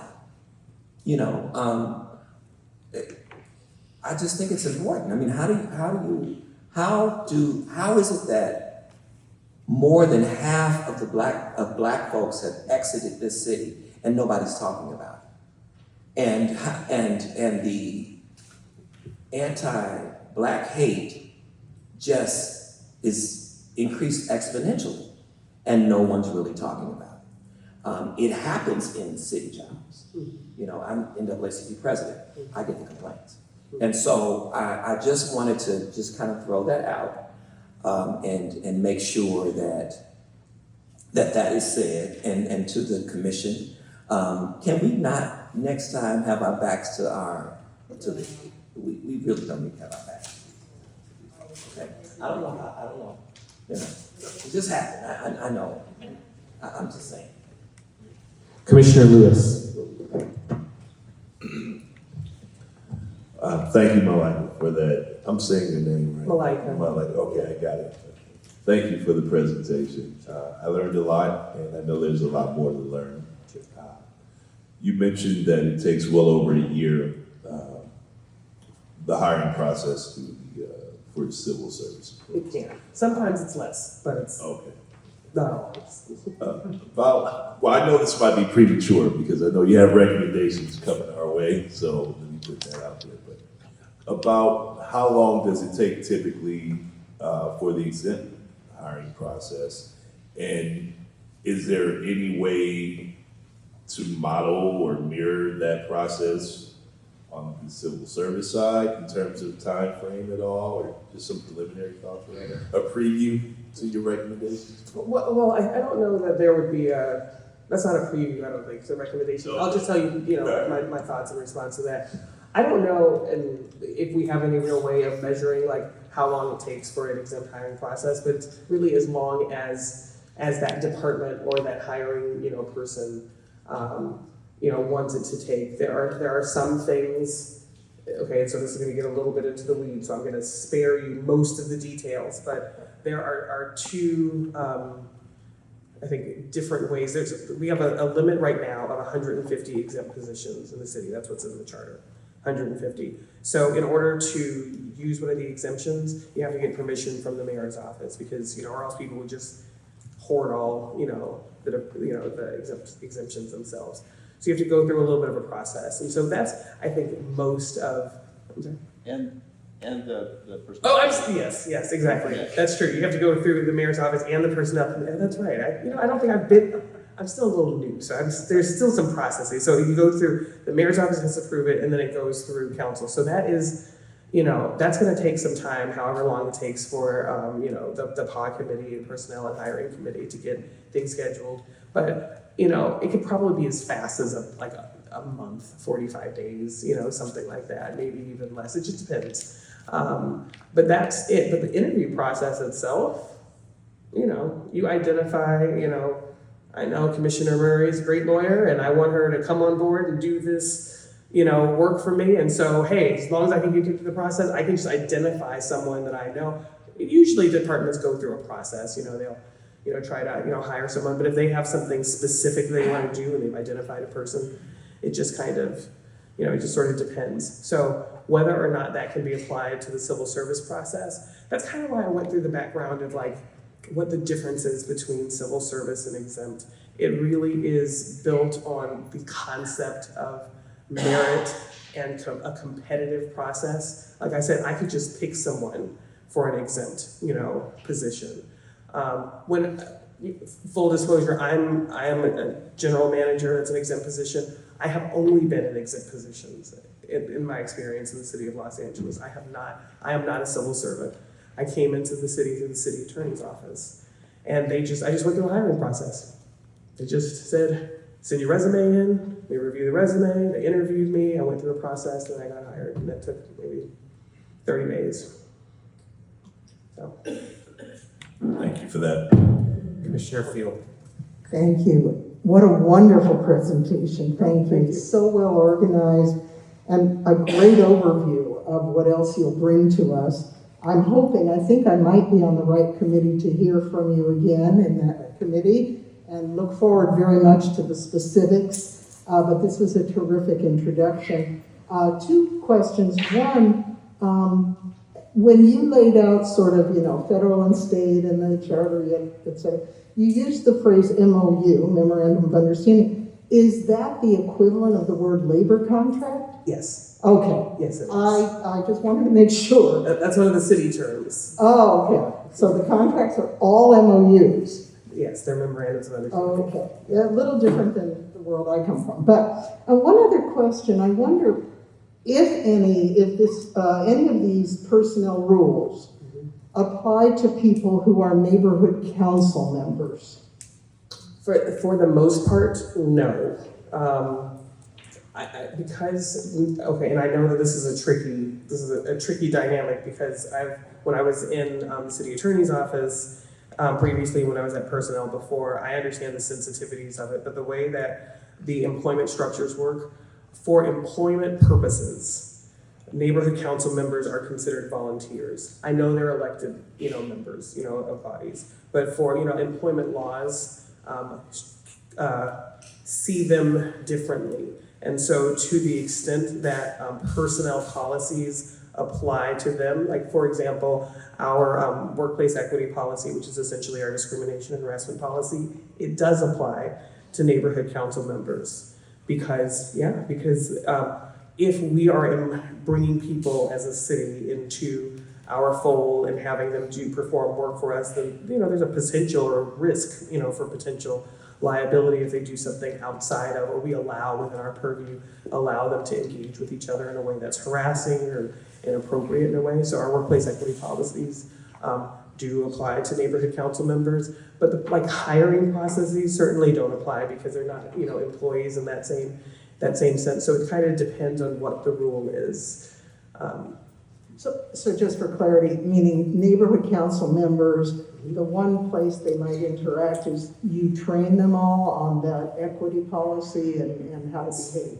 Yes, that's my understanding. I know that we have in the past. I know the city attorney's office provides like Brown Act training for neighborhood council, maybe ethics training, and there should be some sort of training of related to the workplace equity policy. I haven't followed that. There was a process where there were some rules that were being developed for neighborhood councils, and it did include, the workplace equity policy. I actually don't know where that landed. I was in a different department when they were going through that process, but that's my understanding, and it's written into the rules too. Thank you so much. Commissioner Yap and then Commissioner Schlatter.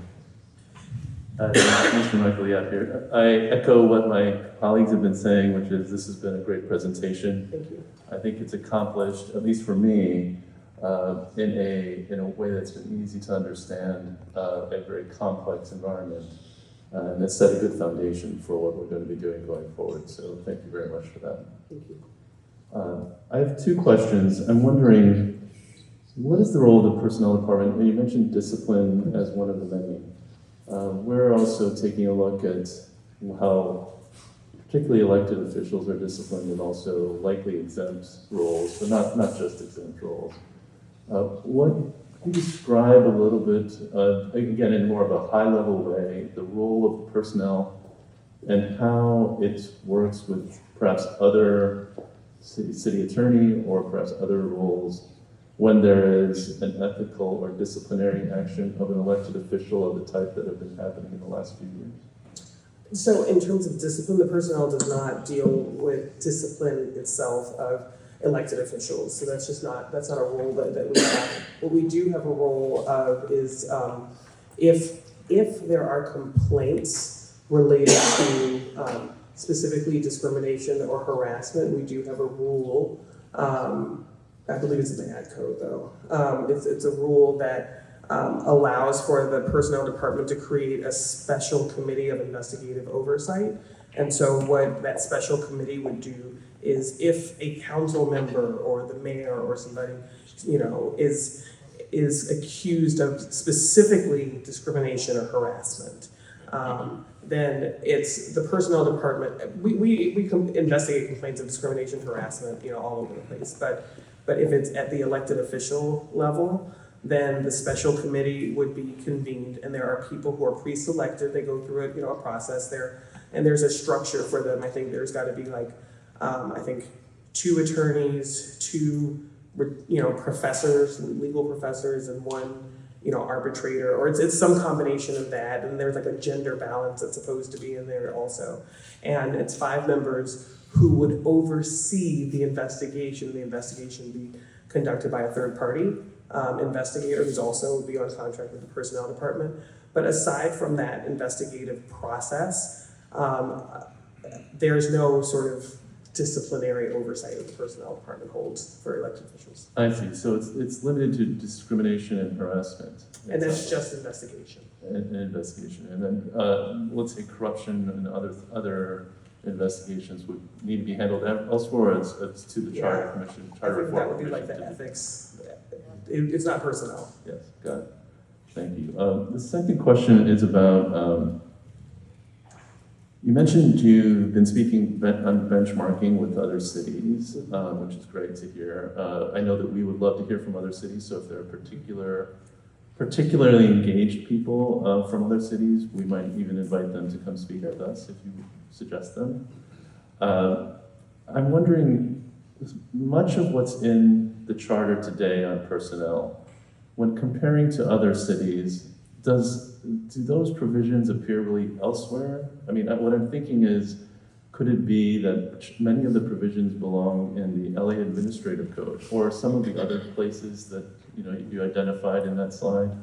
Would that end up being a possible area of recommendation when you come back with recommendations? Yeah, I think that those are possible recommendations. Other jurisdictions do it differently. For example, I believe it's the city and county of San Francisco has a charter which kind of has the structure that I mentioned earlier. They have some broad rules in the charter, and then they have a charter appendix, that has the details. For us, we have civil service rules that has all the details of like how hiring is carried out and all those things, and it's overseen by the commission. But other jurisdictions do it differently. Some have more prescriptive rules in the charter, but most of them don't.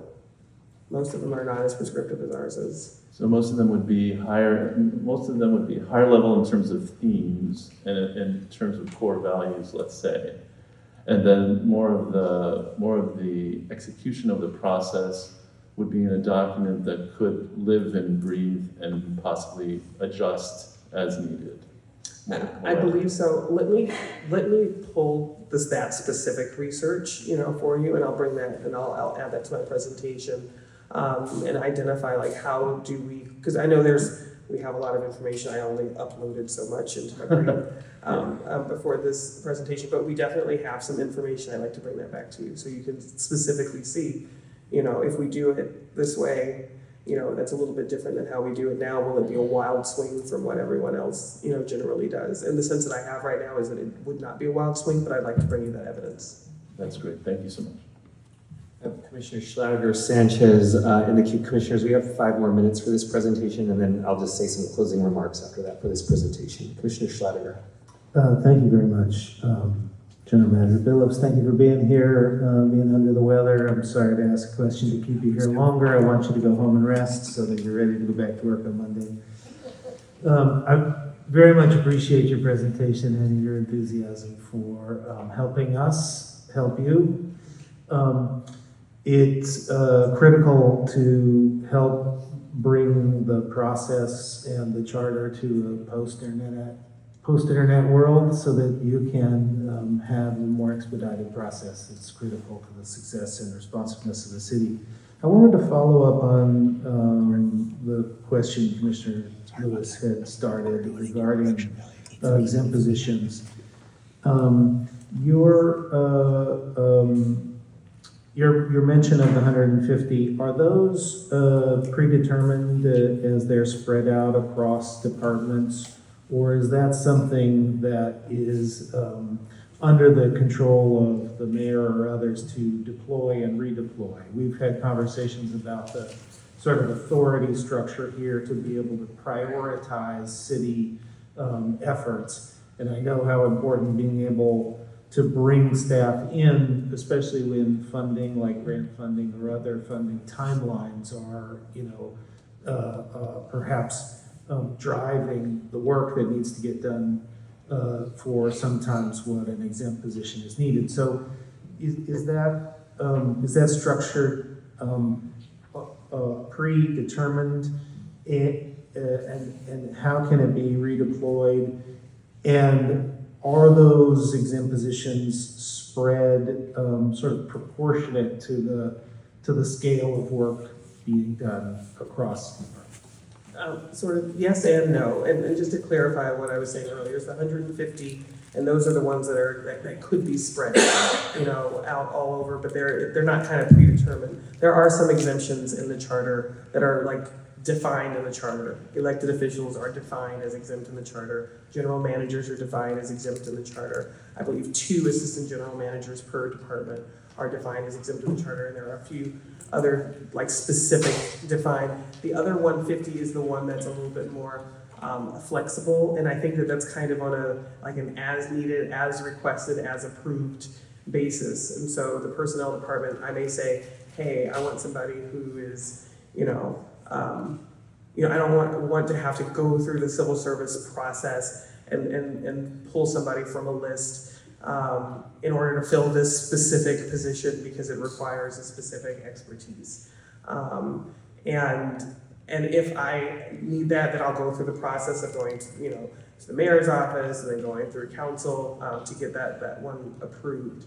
But there is not, I think exemptions, in the city are relatively, it can be controversial because, there is a connection to the civil service process, and the exemptions are those are the exceptions to the rule. Those are people who don't have to, establish their merit in a public sense. They don't have to go through a competitive process. And it's sort of that's kind of where that risk that the civil service was created, has some sort of imbalance. But on the flip side, you have, the realities. That was something that, department leaders really want a lot more flexibility. And that's the ultimate flexibility. It's just, you pick people and you keep them and then you let them go. And if they don't work out for you anymore, it's a lot of flexibility there, but it also allows people to, bring people in who they've identified, have a specific level of expertise or ability to accomplish a specific goal without saying, okay, here's my list. I don't know that any of these people have exactly what I'm looking for. Maybe they do, maybe they don't.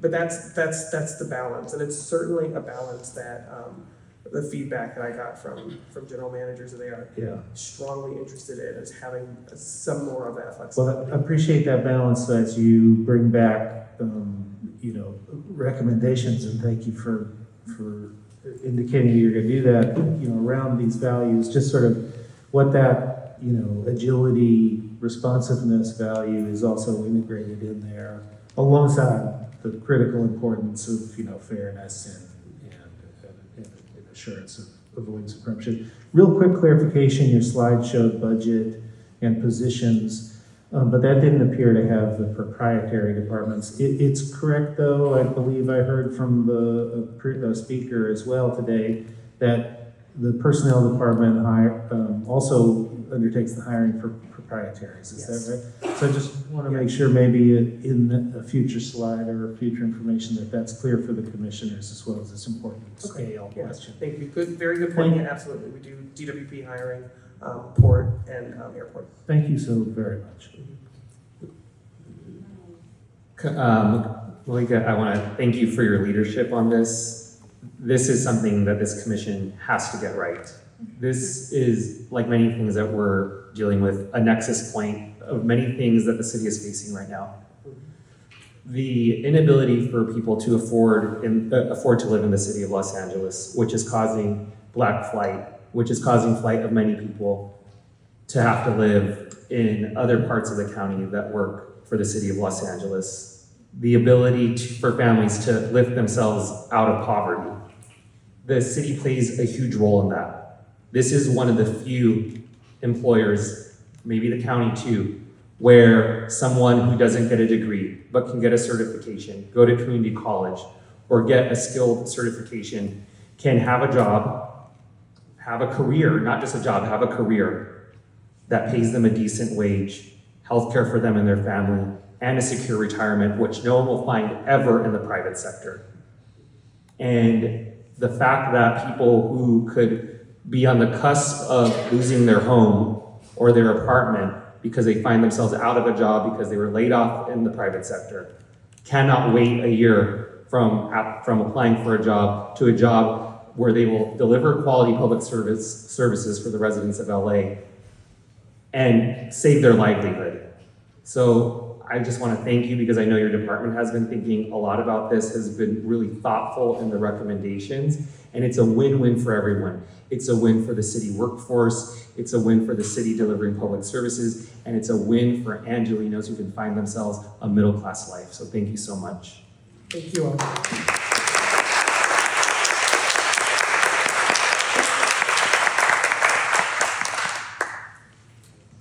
Alrighty, we're gonna get the next one ready. Lisa is here. Lisa, welcome. From our coalition of city unions, we have a presentation that's getting queued up right now.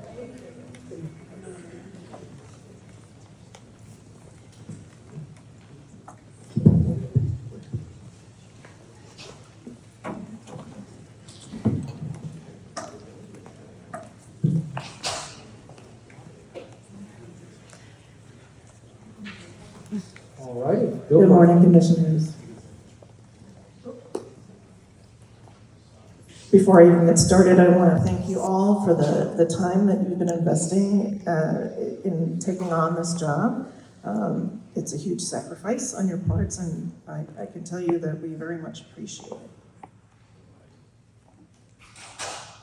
Well, my name is Lisa Palombi, and I work for the City of Los Angeles. My classification is Senior Librarian, and the job that I do is that I am the branch manager of the Silver Lake Branch Library. And I am here today on behalf of the Coalition of City Unions. Perfect, thank you. It's reading my mind.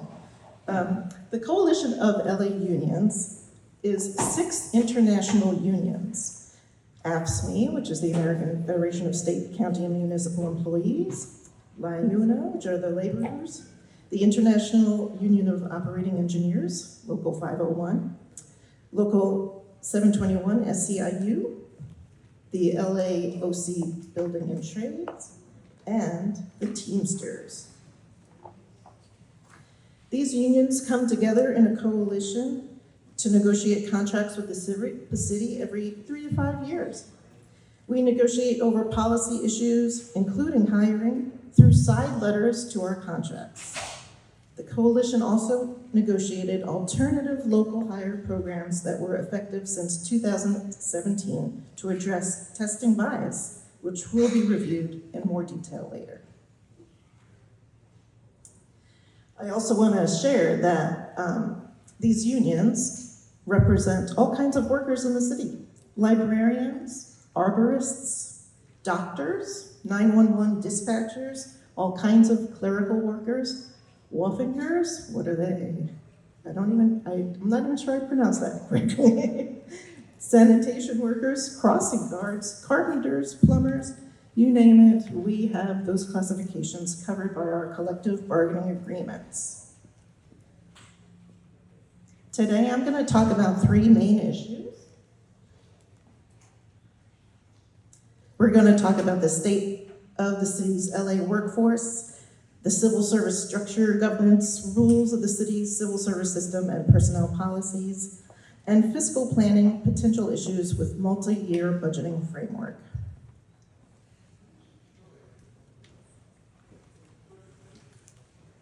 All right, let us start with the state of the city's workforce. There are 48,492 full-time equivalent jobs citywide. That makes us one of the major regional employers, and we should be considering the power of being one of the largest employers for promoting job creation. We're bigger than Kaiser, as well as the other larger private sector employers. This 48,492 positions includes all departments citywide, including departments like airports, harbor, water, and power. And of that number, 68% serve in what we call general government funded departments.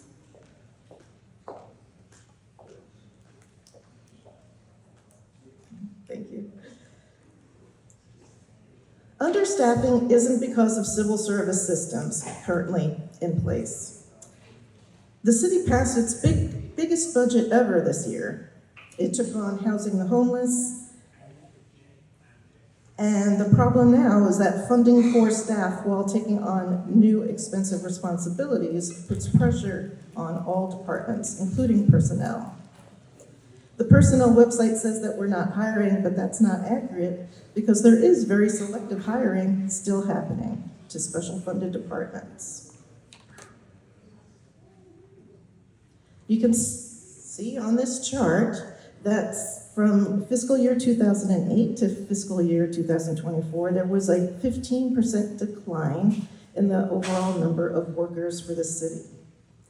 Now, part of that was because of the global collapse, housing recession. And in 2015, unions negotiated a restoration of the city's service workforce. And we've been slowly rebuilding, but we have not yet gotten back to where we were before the big recession. Now, this is not a city of LA specific problem. Across the nation, unions have been mobilizing to bring to attention the fact that understaffing of frontline workers has really been affecting the services provided to the public. Because every public sector job is a public service that we are expected to be providing to our constituents.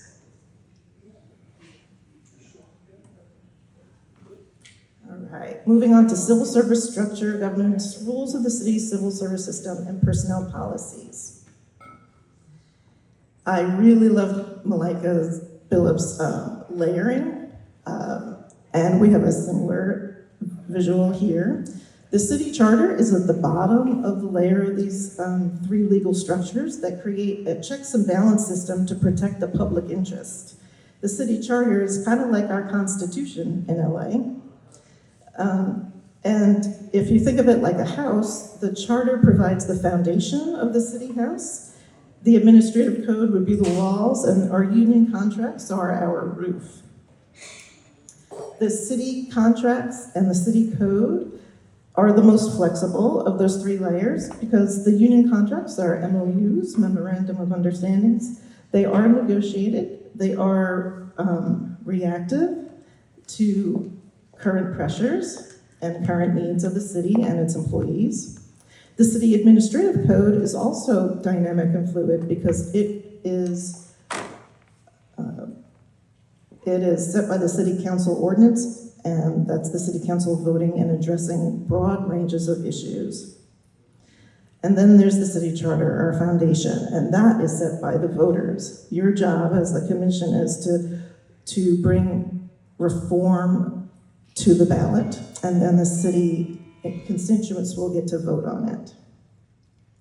So city personnel and unions do have the flexibility to modernize within.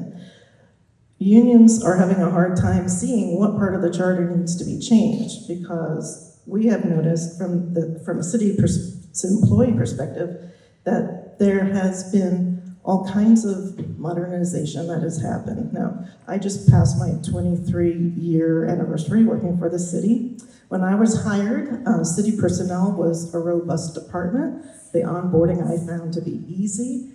There was a lot of really wonderful training. And over the years, that department's been stretched because their staffing has been cut, their resources have been cut, and yet they've been asked to do more and more.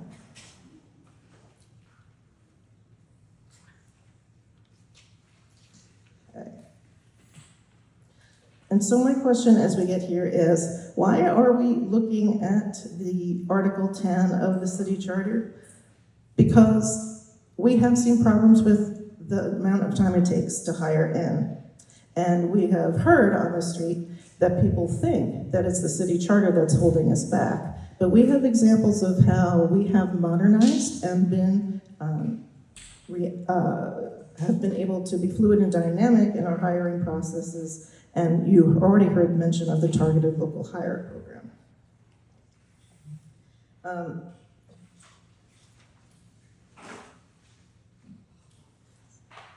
All right, let's move on to the next slide.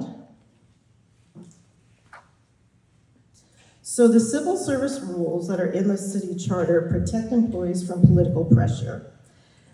The invention of civil service rules actually started with the federal government because what was happening was to the victor go the spoils, and people would get fired. They would clean house anytime a political an election changed who was in office. And that system, that basic need to protect workers from political change still exists. And it is part of really the fraud, waste, and abuse protections that we need, because if an elected official can come in and totally upend a department by firing everyone, then for their own political reasons, then you are rife for potential fraud and waste. All right, so civil servant jobs. It is a merit-based system, and what merit-based means is that there is some sort of exam process.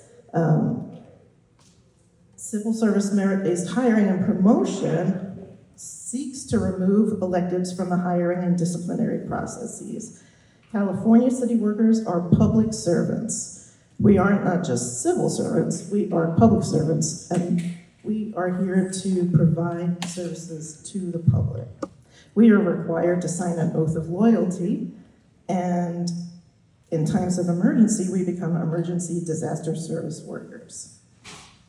Now you might think, how would a workforce be affected by changes in political leadership? Well, we're living through it right now at the federal level. You can see what happens when somebody feels that they have the authority to fire a whole bunch of workers, and the civil service rules protect the workforce, and otherwise you have the complete havoc that you see going on the federal level.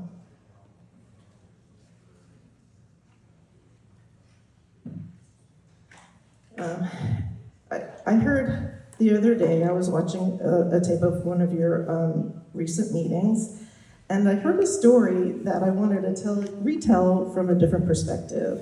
I heard a story saying that there was an elected who came into their city office and expected on their first day to be able to hire people, even though the staffers that were there offered to work during the transition period. And the story was that was very frustrating, and the hiring process really needed to be changed. Well, that is a perfect example of why we need civil service protections. The people who are working in that office doing the work deserve to remain. And there shouldn't be a day one hiring process, because that would look like, even if it isn't, the perception might be that the people who could be hired in on day one are the friends or family members of the elected person. So nepotism and cronyism, those might be old-fashioned words, but they do have modern day consequences. All right, next slide. So what do unions do, and why do unions have a place in this conversation for charter reform? Well, this is how unions bargain. It's important to understand that the 6 coalition unions are comprised of frontline workers who make the city work every single day. All of our city workers get a chance to elect their peers to their bargaining teams. And then there are bargaining chairs. I am the bargaining chair, for instance, of MOU 16. So since we are comprised of frontline workers, we know what's broken and we know what needs to be fixed. We also have undertaken what's called common good bargaining. Common good bargaining is when you reach out to community organizations and bring like-minded organizations who have similar goals together into one team to see how unions can forge bargaining agreements that actually help not just the workers, but the communities that they serve.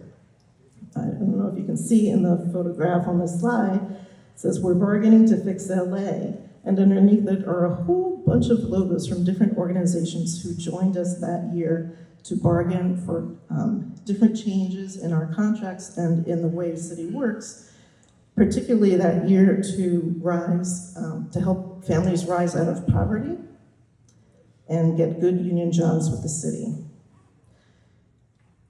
We negotiated significant solutions to change the city, the way the city runs, but inside the current charter. by using letters of agreement and memos of agreement. The Workforce and Service Restoration Agreement was to restore staffing to pre-2008 recession levels with a goal to increase the cities by 5,000 jobs. So we effectuated that LOA with the creation of the Targeted Local Hire Working Group, in which we got into the weeds of specific job classifications in a training series. By 2017, the city began hiring into the Targeted Local Hire program. We also sought a process to address outsourced city jobs. It's an ongoing issue that we'll talk about in a minute. Now, part-time workers serve in volume in places like recs and parks and libraries, and they suffer if they're not assigned enough hours to pay bills.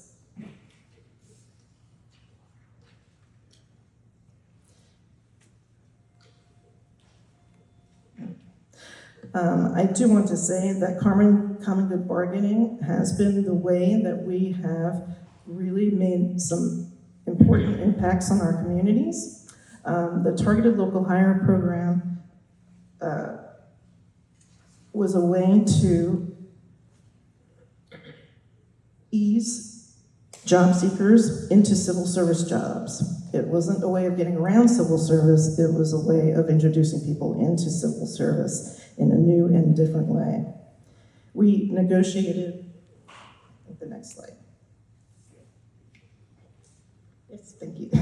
We negotiated the creation of the TLH program for Angelenos needing a good entry-level job by creating trainee titles similar to the Building and Trades Local Hire Apprenticeships programs. Now, building and trades are carpenters and plumbers, and they have had a strong historical tradition of doing apprenticeship programs, journeyman programs, and we built on that by doing by looking at classifications within the city that we could mimic the apprenticeship program.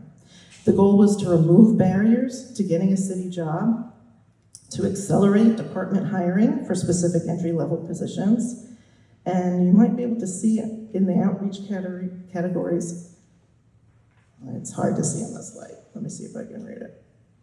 Is there a way to make it bigger?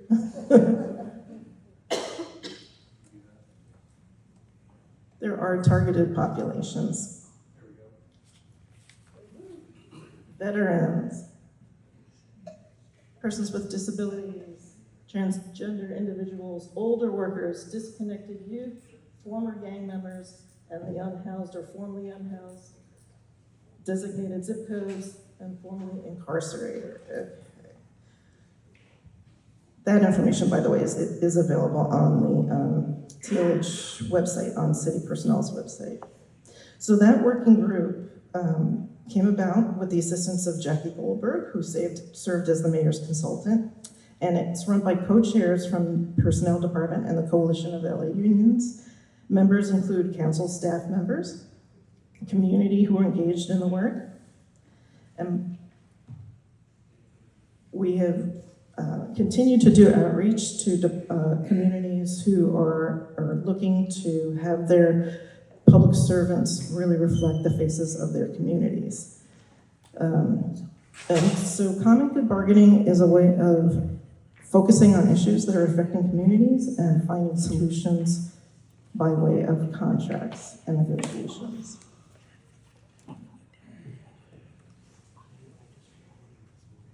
All right, so the next slide shows two of the alternative job pathways in targeted local hire. This is also taken from the personnel website. An office trainee can go into either office services assistant or delivery driver assistant, and rather than taking an exam and then waiting for their score to come out and waiting to be on a list, the first 6 months they go through a training period, on-the-job training, and then another 6 months they go through what is the more traditional probation of a civil service position. And if they complete those 12 months, then they become a full civil service employee. And then they are on track. Once they get to those yellow, the dark blue slides and the yellow slides, they have bypassed the traditional way of taking an exam, but have still met the criteria in an alternative way to be full-on civil service with all the rights and protections that come with it. Again, I work in a library, so I have seen the office training position work exceedingly well. Our checkout clerks are administrative clerks who started off as office trainees. And as you explore the idea of exemptions, I want you to know there's a lot more to it. I didn't have a long time to present, but I can tell you that each library in our communities, the people who put away the books are called messenger clerks, and those positions are exempt. So that is a way that exemptions can be used for local hiring, and it's not just general managers. There are additional pathways that are called blue-collar career sample paths. So they start off being called a vocational worker, and they have 9 different pathways that they can take, starting in the light blue, and then proceeding through the darker blue, and then eventually becoming not only civil service jobs, but capable of taking further steps up by way of promotion.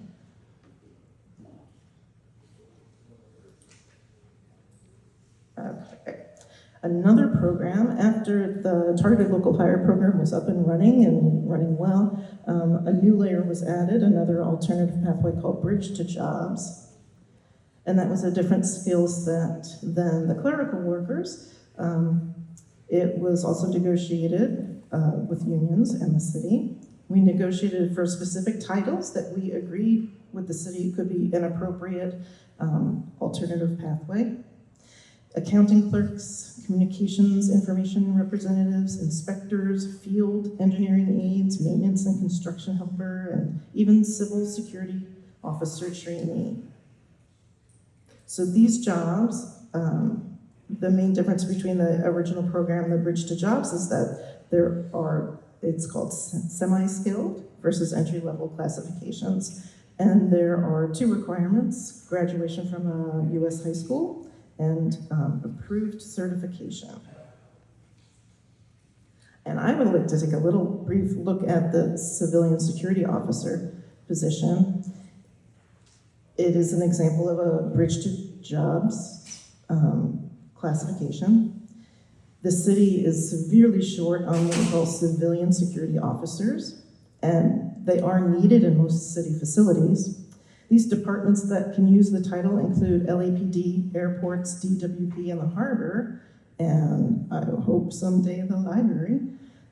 The city has increasingly relied on private contract security due to the shortage of people going through these programs.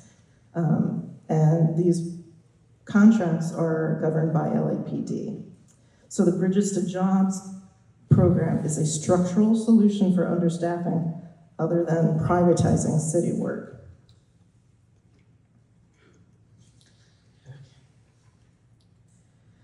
Speaking of privatizing, Section 1022 is an article in the charter that talks about private contract work when the city cannot provide the work through its own workforce, when it could be performed more economically or feasibly by independent contractors. Now, right now, there's no singular body overseeing private contractor performance outside of perhaps construction projects. And so it leaves the city open to price gouging when contractors know that the city doesn't have the employees to do the work. Departments are often forced to use contract services even when they'd rather have city employees. And again, I can speak on behalf of librarians everywhere who wish that we had library security officers that were part of our team and not coming in from an outside source in order to uphold the library's mission. But there's a simple fix to that. Apparently there is a place on the contract form that departments are supposed to check off, and a simple word of changing "or" to "and" would really help with cost transparency. This is particularly important because there's no one body tracking the work. Construction contracts do have public works contract administrators, but there's not a similar regulation of service contract costs and performance.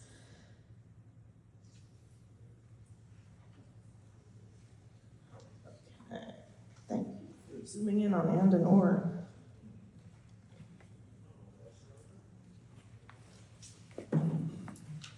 Okay, and lastly, we wanted to give a little bit of input on whether or not we think multi-year budgeting is going to work. Now, again, the coalition unions tend to have a 3 to 5 year cycle where we negotiate with the city for our contracts.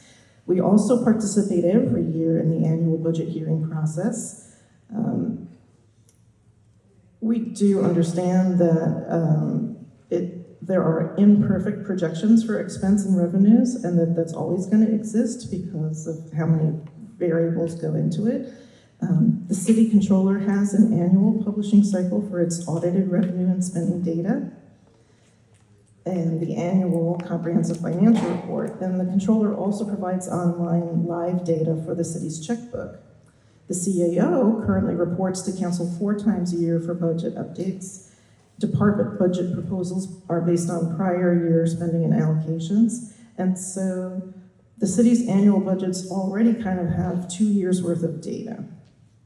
So the question of how to make these budgets more accessible to the public has been something you've been hearing a lot about.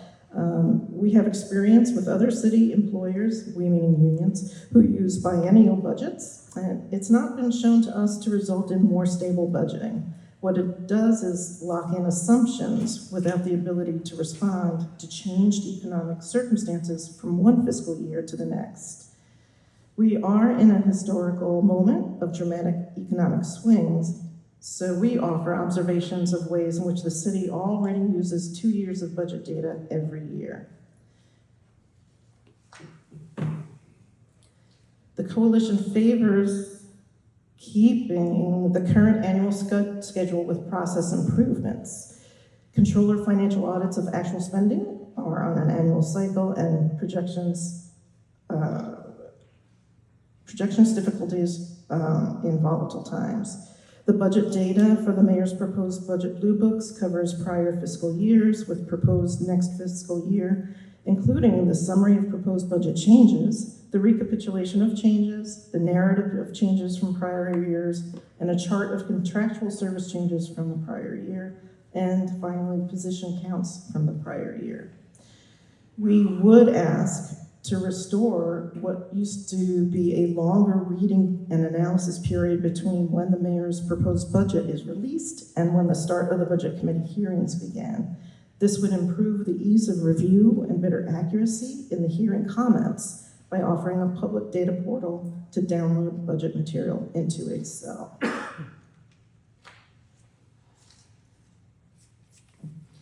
As participants in the annual budget process, we are very familiar with the complexity of the city budget, which puts out 7 separate budget books each year. Transparency measures can be made outside of the charter process through Budget and Finance Committee and Council. So again, we're restoring the 2-week reading and analysis period, 2-week, is that a month? I think I prefer Mr. McOsker's idea of month, yeah. Improve transparency and ease of document review for better accuracy, and offer a public data portal before the hearings begin so that the council and the public do not have to data scrape between 7 huge budget books. So in closing, I just want to say that although I agree with much of the personnel department's presentation earlier, the charter is our foundation. It really provides some basic employee protections. It is one of the fundamental ways that we protect the public interest and the public good. It is a function of fraud, waste, and abuse auditing, and it is really one of the basic foundations that we build upon. Any updating that we need to do for hiring processes are not mired down by the charter at all. And I am looking forward to seeing a more descriptive list of reform changes that the personnel department's going to put forward, because over the last few years, we have seen, and even during the course of my career with the city, we have seen many modernizations within personnel policies and procedures. Hiring has been modernized and has not been held back by the city charter. The charter is something that enshrines protections for workers and enshrines the way that we protect our public from potential manipulation by elected officers. So with that, I hope I covered everything on the slides. Thank you, Commissioner Field. Oh, thank you so much, and thank you for being one of those probably hundreds of people who work their day job for the city and also commit to their union. It's like a second job, I know. A couple of questions, and you really answered some of them, but I want to be sure I understand.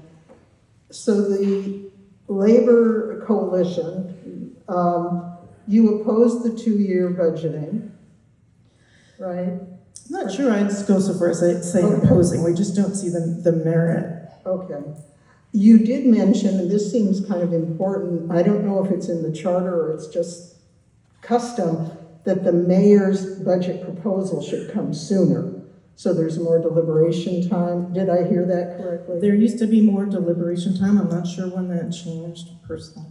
But I think we all agree that we need to see those documents for longer before public hearings start and before the coalition gets to do their presentation. It's too much data to look at. And I guess part of the reason why we're not looking forward to 2 years worth of data is that would be twice as much information that we would have to look through in what is going to be a short amount of time, even if it's lengthened.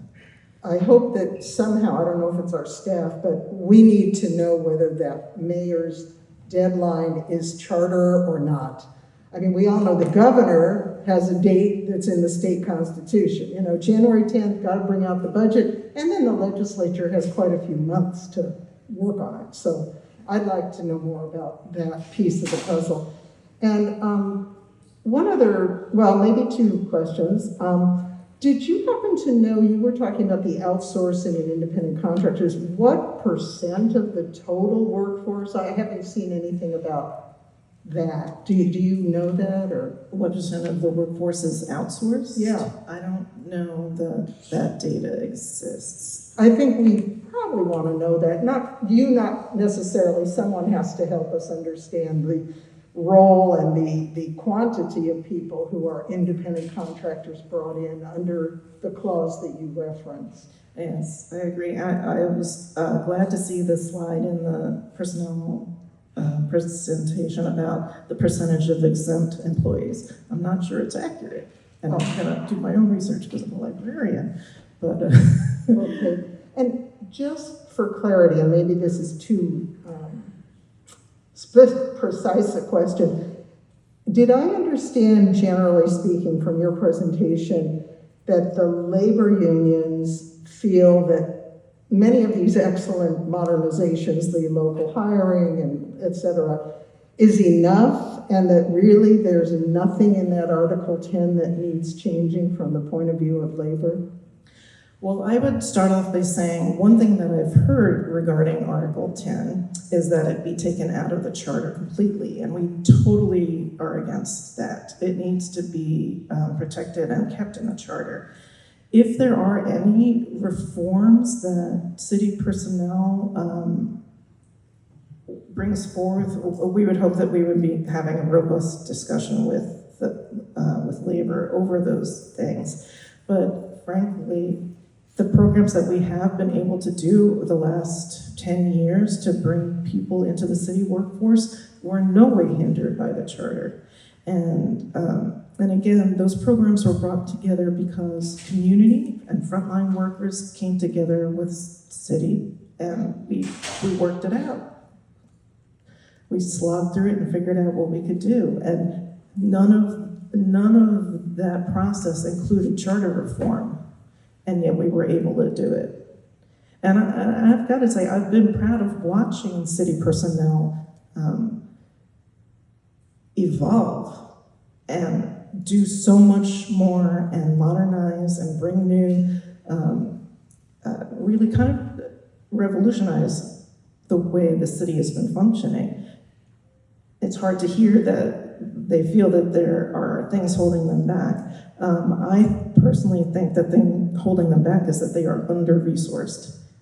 They were one of the departments that was hardest hit during the big recession of 2008, 2009. They are one of the departments that has not fully rebounded. We're asking them to do more with less, and I know that's, supposedly the way of the world, but all the departments rely upon the city personnel department to do their job and do their job well. I just want to thank you, and I am very glad you spoke out loud. Apparently there's a concern that this commission would eliminate reference to human resources, personnel, etc. I want to say for the record, I would completely oppose eliminating that.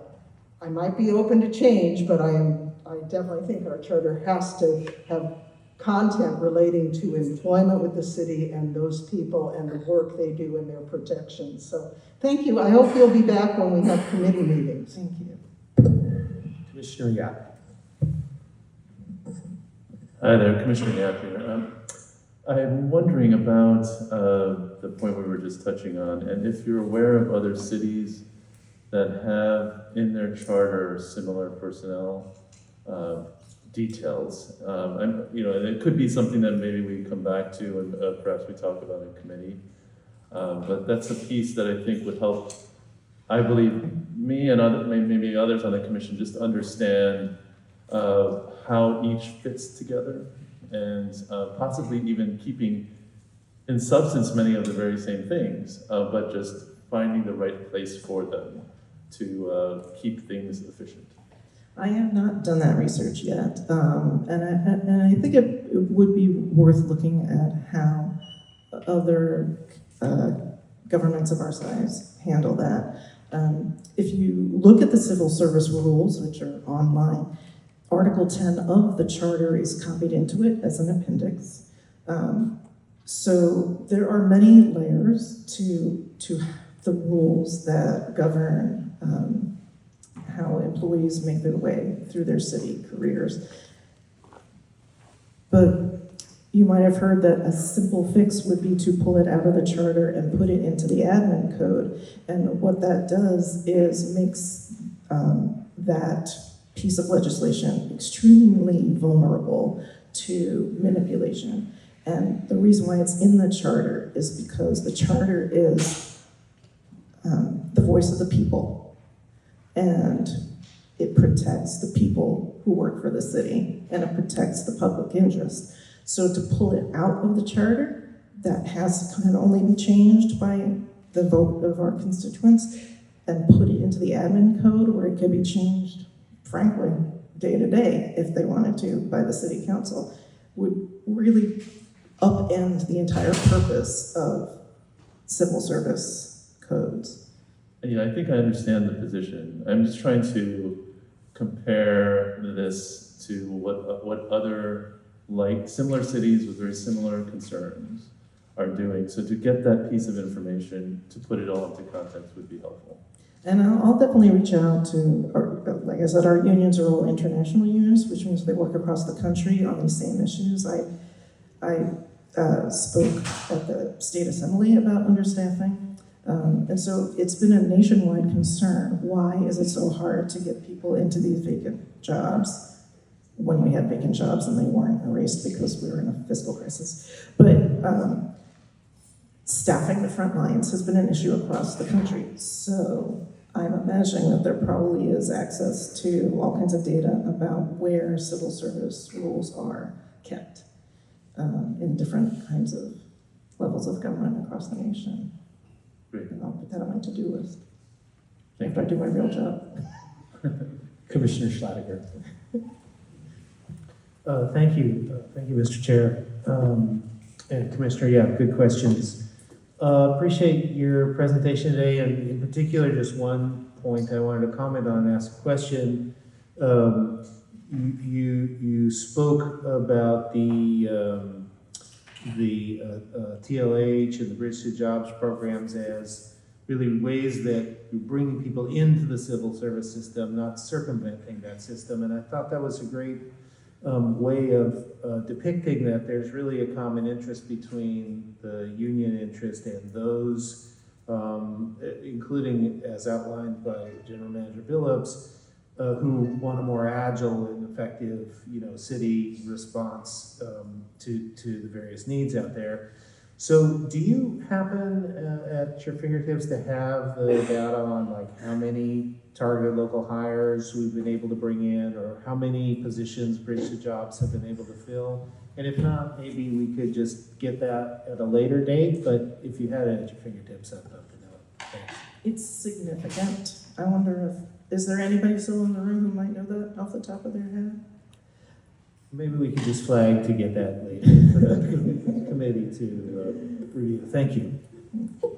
Commissioner Thomas. Hello, thank you. I am a proud member of California Faculty Association, so I appreciate the work that you do in the unions. I'm interested in terms of the local hires.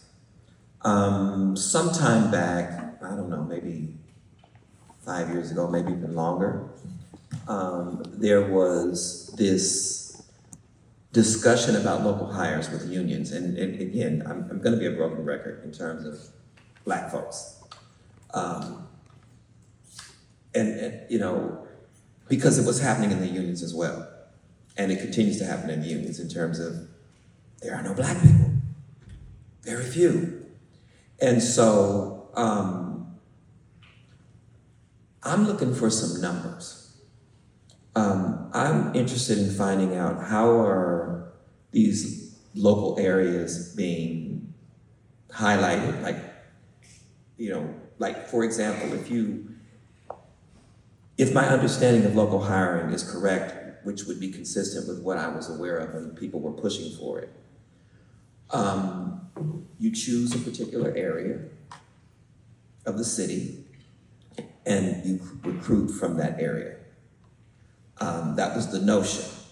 And so the other question is, if we're talking specifically about racial demographics, then we have to kind of figure out, well, where do the Black people live? Or where do these pockets of people, where do they exist?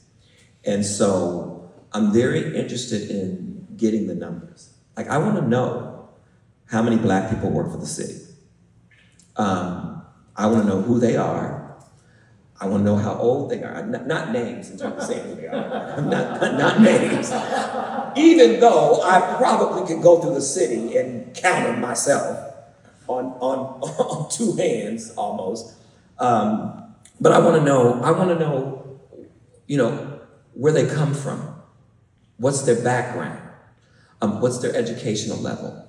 And I want to juxtapose that to the other workers, because something is wrong. Something is wrong in terms of the union, in the way that these hires are happening or not. And something is wrong as it relates to the city. And if we are reforming the charter, it should be good for everybody. And we cannot assume that because we are a diverse city, that will be automatic and it's just not. It's got to be intentional, because we have seen a wave of what is referenced as BIPOC anti-Blackness. And so, and I guess you can suggest that even there's anti-Blackness within the Black community, but it's a serious problem. And I look to the unions, especially, I put more pressure on the unions than I do the city, because, because I imagine that they would understand. And so if that data exists, I would love to see it. I would love to see the number of Black folks and that work for the city, and where they come from, like what demographic areas, what areas of the city do they come from, and then also educational background, and juxtapose that with the majority of people who work for the city. I just want to see that, because I think in the Black community in particularly, people are very frustrated by what they see, and maybe it's a perception. Maybe I'm wrong, I don't know. I know I'm not, but I'm open to be wrong. But I think that's the kind of information that we need from the city. The next question is participatory budgeting. We've talked a lot about budgets, and the reality is that if the mayor's budget isn't consistent with what the people say they want, then what good is it? And there is a process whereby the people have played a major role. I think this is the second People's Budget LA. I don't know if you're familiar with it, but they've surveyed more people than I think anybody ever in the history of Los Angeles in terms of a budgeting process. And yet this is kind of downplayed and poo-pooed as if this is not some of the best data we have. And my speculation is that the reason that is because it primarily is speaking to some of the same people that I keep advocating for. And so I would like for that process to be considered. And I would hope that a participatory budgeting process, not just as it relates to city agencies or unions, but that the unions could play a major role in making sure that the community has a voice, that the people have a voice in terms of the way that the budget is determined. My last question about budgeting is that police take up a lot of the city's budget, a lot. And I'm just surprised and I know the data on policing. Unlike some people, I know the data on policing, and they don't deserve the money that they get. And so, because if you're not doing a good job, you shouldn't be getting increases, right? It's what happens in every other. Personnel has been cut. Every other city agency primarily has been cut. But when it comes to policing, they find a way to get an increase. And so that piece, and I didn't get to address this with, I don't know if told me it's not necessarily a part of this personnel kind of discussion that we're having, but it is in fact related. Because when it comes to cutting programs and services that uplift people and that result in poverty reduction, we don't need that money going to police. And so I need somebody, in the city, I think it would be appropriate for unions to look at the percentage of increases that policing get and the deductions that most other social service agencies in the city get. And how could cutting or putting policing in the same, looking at them in the same way that they do any other city agency, meaning having budget cuts, dealing specifically with this corruption in terms of policing who are filing getting multiple lawsuits filed against them, and then that impacting the money that the city has. And so I'd like to see all of that in this discussion. If I don't know if you understand what I'm saying? I do. Okay. I do. And one of the things that unions have the flexibility to do that the city perhaps doesn't is we do spend a lot of time talking to our members. So our members are people who are already employed, right? But they all have relatives and families, and they all have needs. And every time we're about to go into negotiations, we survey them. How are you? Where are you? Where do you live? Why do you live so far away? What are your dreams for your family? And we know how to organize, meaning we know how to bring people together and fight and talk and fight. And and that's what it takes sometimes, right? To get to the root of the problem, is to bring people together from different perspectives and hash it out. And that is one of the ways that these two alternative pathway programs started. It was a task force. It brought together different segments of the population and different community organizations, and they just worked it out. Part of the working out was identifying neighborhoods that needed to be lifted up.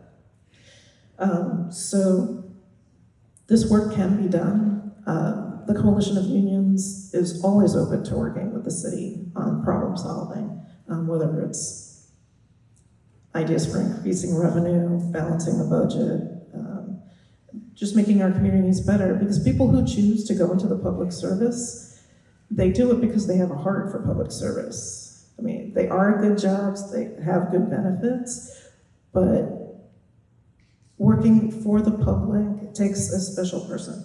And so we have that in common with each other. So unions who have public sector workers in them know how to bring those people who have that mission already in their heart together to talk about problems in real talk, which is what you're trying to bring to this group. Exactly, and I think we can, I guess that, for me, Commissioner Thomas. I think we can solve. Commissioner Thomas, I just wanted to say, we're a little bit over time, but continue with your last point.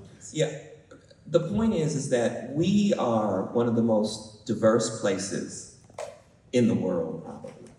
Diverse ideas, ethnically diverse, I mean, you name it.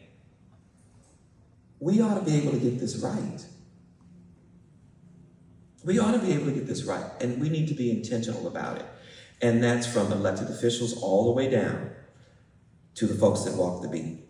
We ought to be able to get this right, and that's really my passion. That's where I'm speaking from. We cannot leave people behind, and we know that under the current political environment, if we ain't Donald Trump and his family, he don't care about us. And so this is an opportunity for us to really, really get this right. And so thank you for responding. I appreciate you so much. You're a librarian. I love librarians. But thank you so much. Well, we look forward to coming back and continuing the work together. Thank you. Thank you.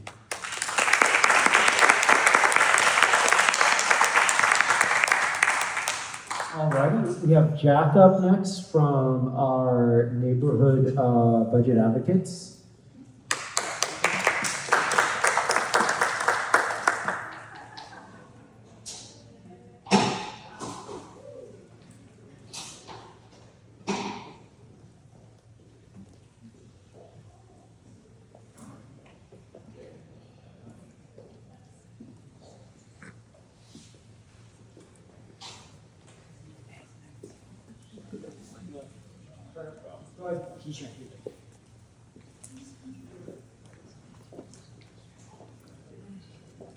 Here's some handouts.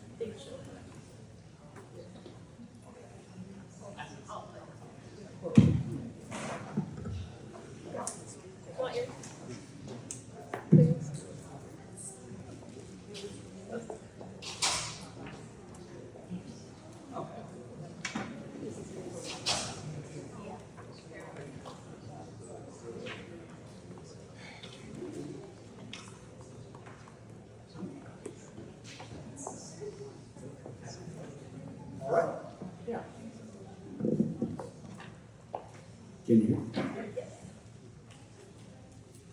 My name is Jack Humphreyville. I'm with the Greater Wilshire Neighborhood, affiliated with the Greater Wilshire Neighborhood Council. I've been a budget advocate for, I can't tell you. If members of the public could please take any side conversations outside, please, we would appreciate it. Thank you so much. Thank you, Jack.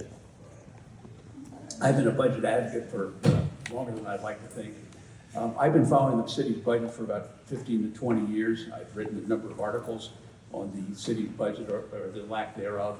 And so I think I'm fairly familiar with what's going on. My compadre here is Jay Handel. He's the chair of the Budget Advocates since the beginning, since Jim Hahn's administration. So we like to think that we have some level of knowledge about the city's budget. I have a handout here for you guys. I didn't want you to go away without getting a present.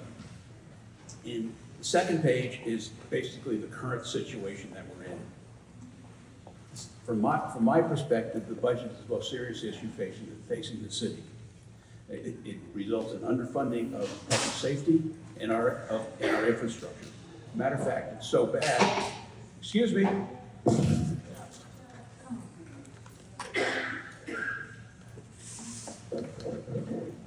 If members of the public could please take their conversations outside, the commission would appreciate that.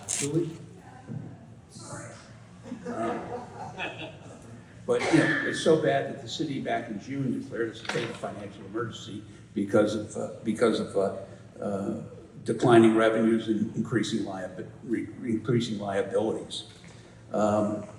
This last year, we all read about having $1 billion shortfall that they had to fund. That resulted, they finally balanced the budget, but it resulted in a lot of layoffs, starting with 1,641. I think there's 1,600 going down to 600, and I think there's probably a few of those have few more of those have been eliminated. The city tells us they have a balanced budget. I don't think so. I think it's an unbalanced budget. And the reason I say that is very simple. I think they've underestimated the number of expenses, including the usual overtime and other things that the sworn departments come through. Litigation expenses budgeted $187 million. This year it's going to be about $300 million. So I think they're, and you pick up the paper every day and there's another smack of 10, 20, 30, $40 million of judgments against the city. The reserve fund is in pretty sorry shape. Yes, they said it was at 5% the minimum.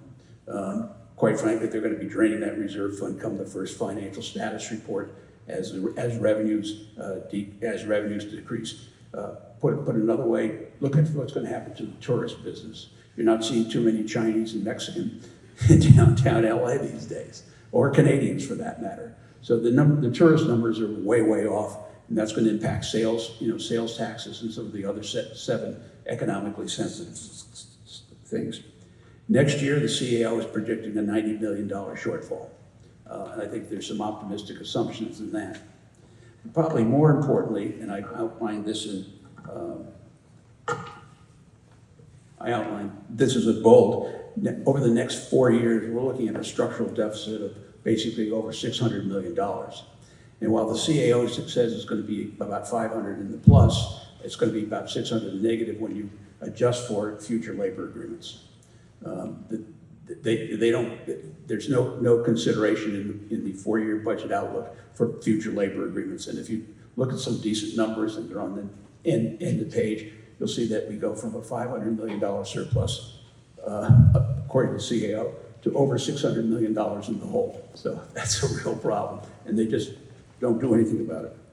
We have deferred maintenance of over $10 billion. That's streets, sidewalks, parks, clean water, IT, buildings, facilities. I mean, they're a mess. We have unfunded pension liabilities of over $7 billion, and that's based on optimistic assumptions, including an investment rate assumption of 7%, when many people that know what the hell they're talking about think it should be 4, 5, or 6%. That includes as if somebody would say Uncle Warren Buffett, who's been known to make a couple of dollars in the stock market. So I think we got some pretty good numbers there. We also don't have any money for capital projects. Think of the LA River. Think of the convention center, the $2.7 billion for the convention center.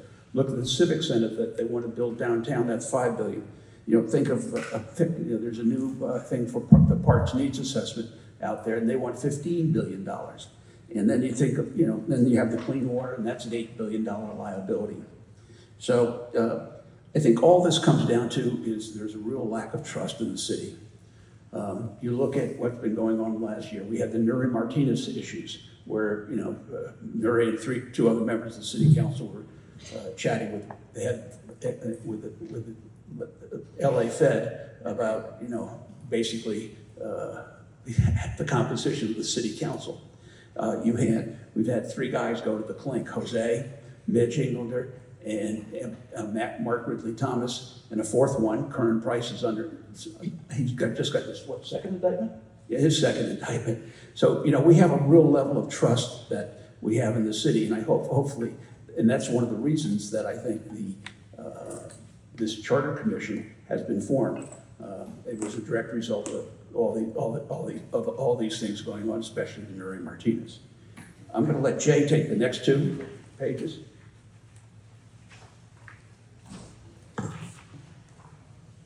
We can all sit here and talk about how bad things are. I think what we're supposed to be sitting here talking about today is how we make it better. That's really the problem we have right now.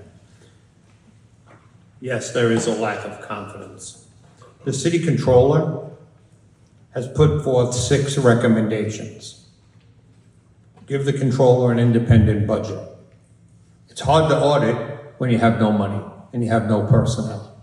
You just can't do it. Designate the controller as a city CFO. It's an idea. Do we have a chief financial officer in this city? Not yet. It's all parochial. All 15 members get to pick and choose their parochial issues. And everything ends up going into a different budget that ends up costing us services. The budget advocates have said from day one, are you interested in the budget? And most people go, no. Are you interested in the services you don't receive anymore? And everybody goes, yes. That's the nexus. The budget equals the services. It's that simple. Require minimum qualifications for the controller. That's a really great idea. Maybe someone who actually knows what they're doing and can dig into a books of $13 billion business. That's what this is. This city is a $13 billion business, okay? Clarify the controller's audit authority, including performance audits of all city programs that are sourced from and use city tax dollars. So the example here is the safe housing program, okay? The controller is not allowed to audit it because the mayor won't allow it. The mayor said face-to-face to us at the Western Regional Alliance meeting a month ago, I don't want another elected official auditing another elected official. Somebody forgot there's tax dollars here. These are stakeholder tax dollars. Everything should be auditable, okay? Blocking the controller from being able to audit a program tells me there's something wrong in that program. It's that simple. But he should be given the control, and that needs to be in the charter. That needs to be specified in the charter. Allow the controller to hire outside counsel. City attorney does a good job, but we have people out there that can do better jobs under certain circumstances. And the controller should be able to, under certain circumstances, especially when you're talking about fraud, waste, and abuse. They should be able to have an independent attorney firm working with them. Rick Cole, before he left the city, made a lot of recommendations. Next slide. I'm not my mother, I don't have eyes behind my head.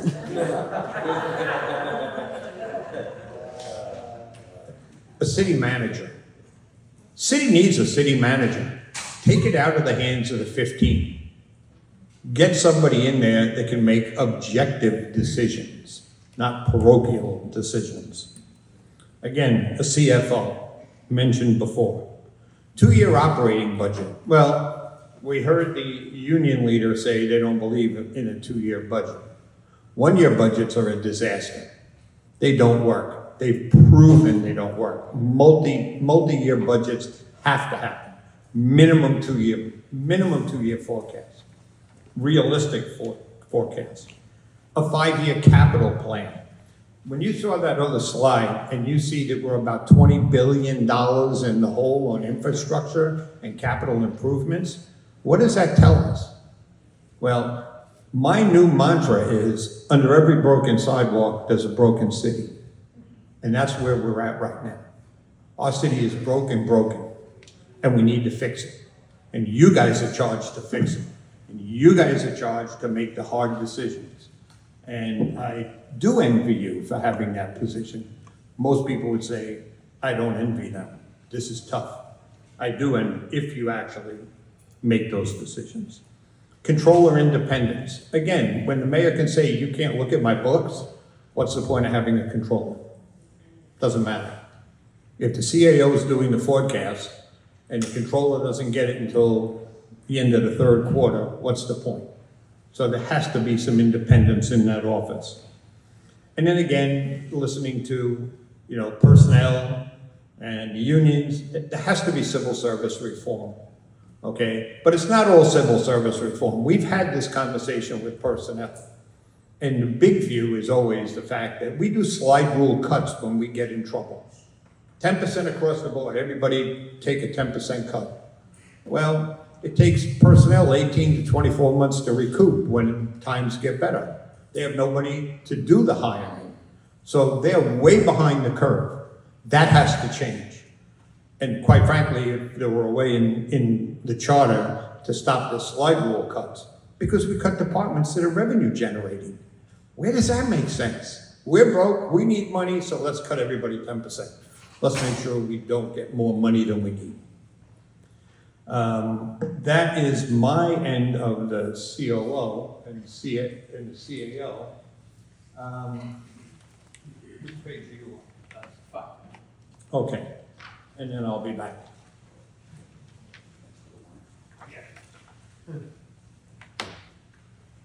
Neighborhood Council budget advocates have been writing white papers for the last, 10 or 15 years, which have our basic recommendations. This last year, we came up with 7 recommendations for charter reform that relate to the budget. The first is that the CAO's 4-year general fund outlook needs to be updated to reflect anticipated raises for city employees. And I'll get into that in the chart that we have later on. But basically what happens is that these labor agreements aren't accounted for in the budget, so everything looks like it's pretty rosy. And the exact opposite. We'll see on the following chart that the CAO's numbers anticipate a $500 million surplus over the next 4 years.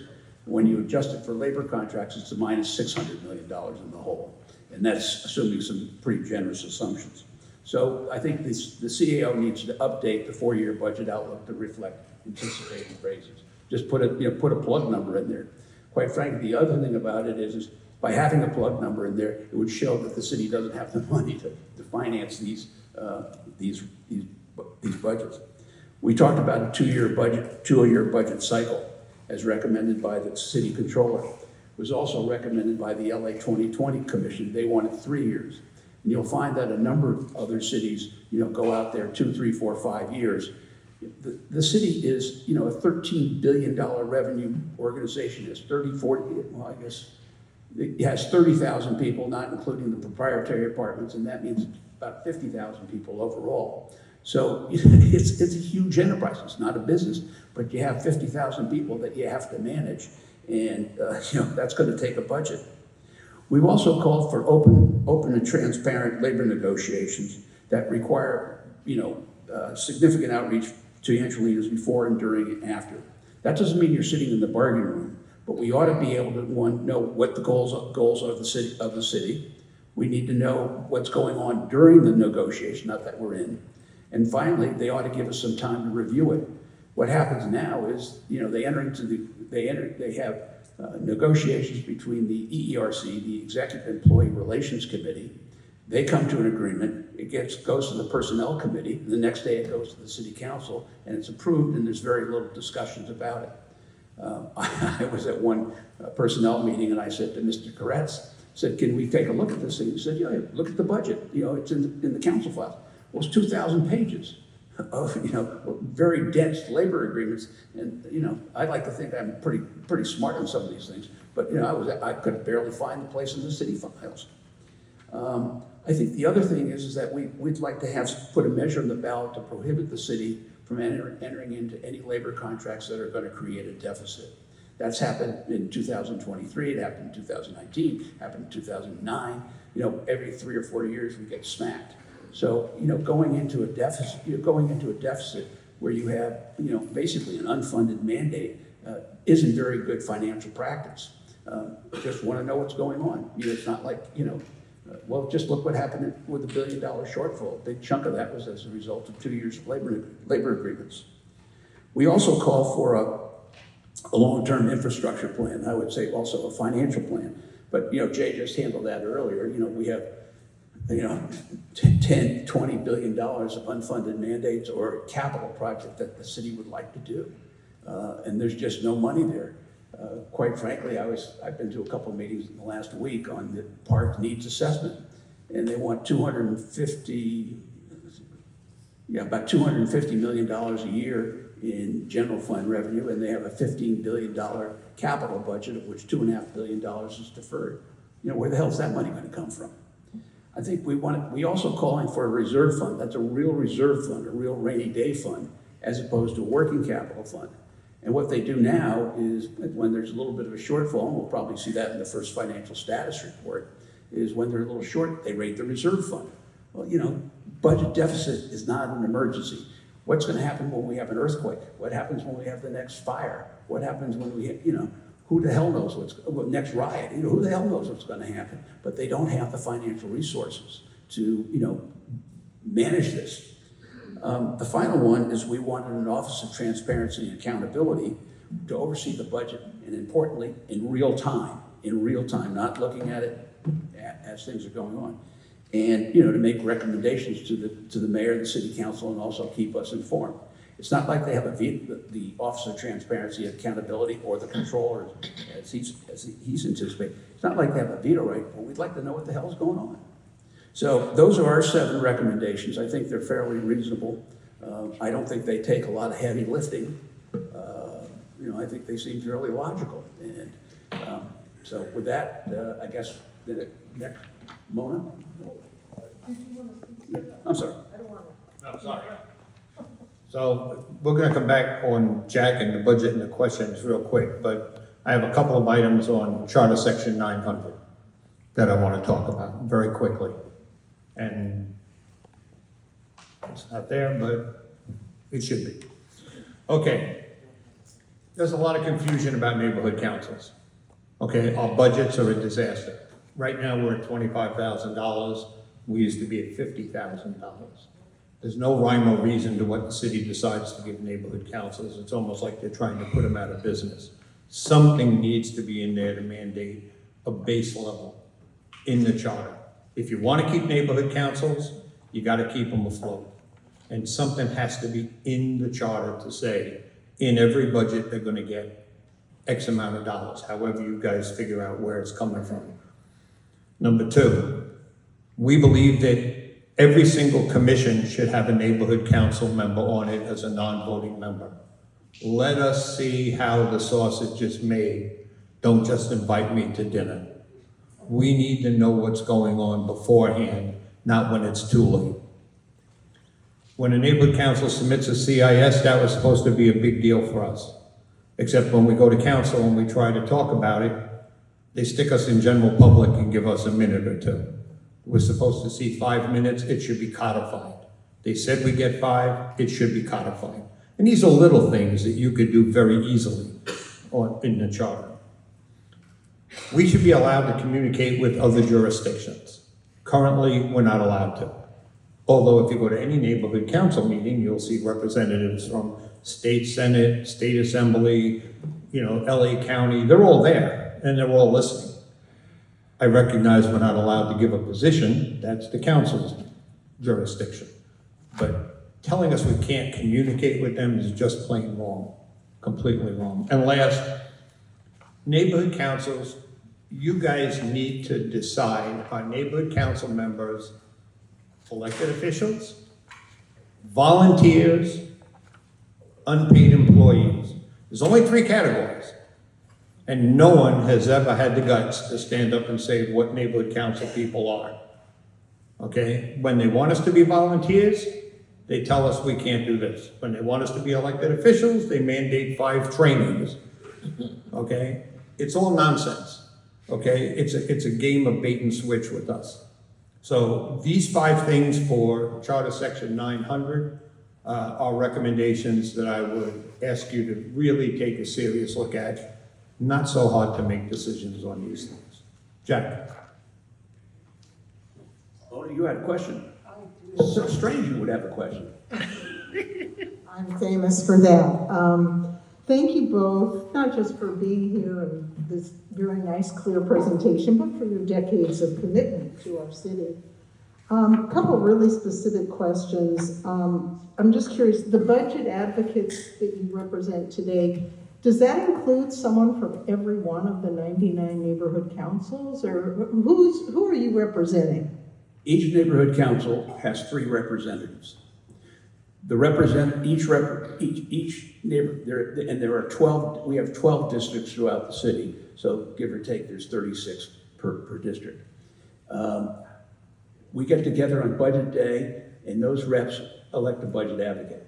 We have 3 budget advocates for the 12 regions of the city.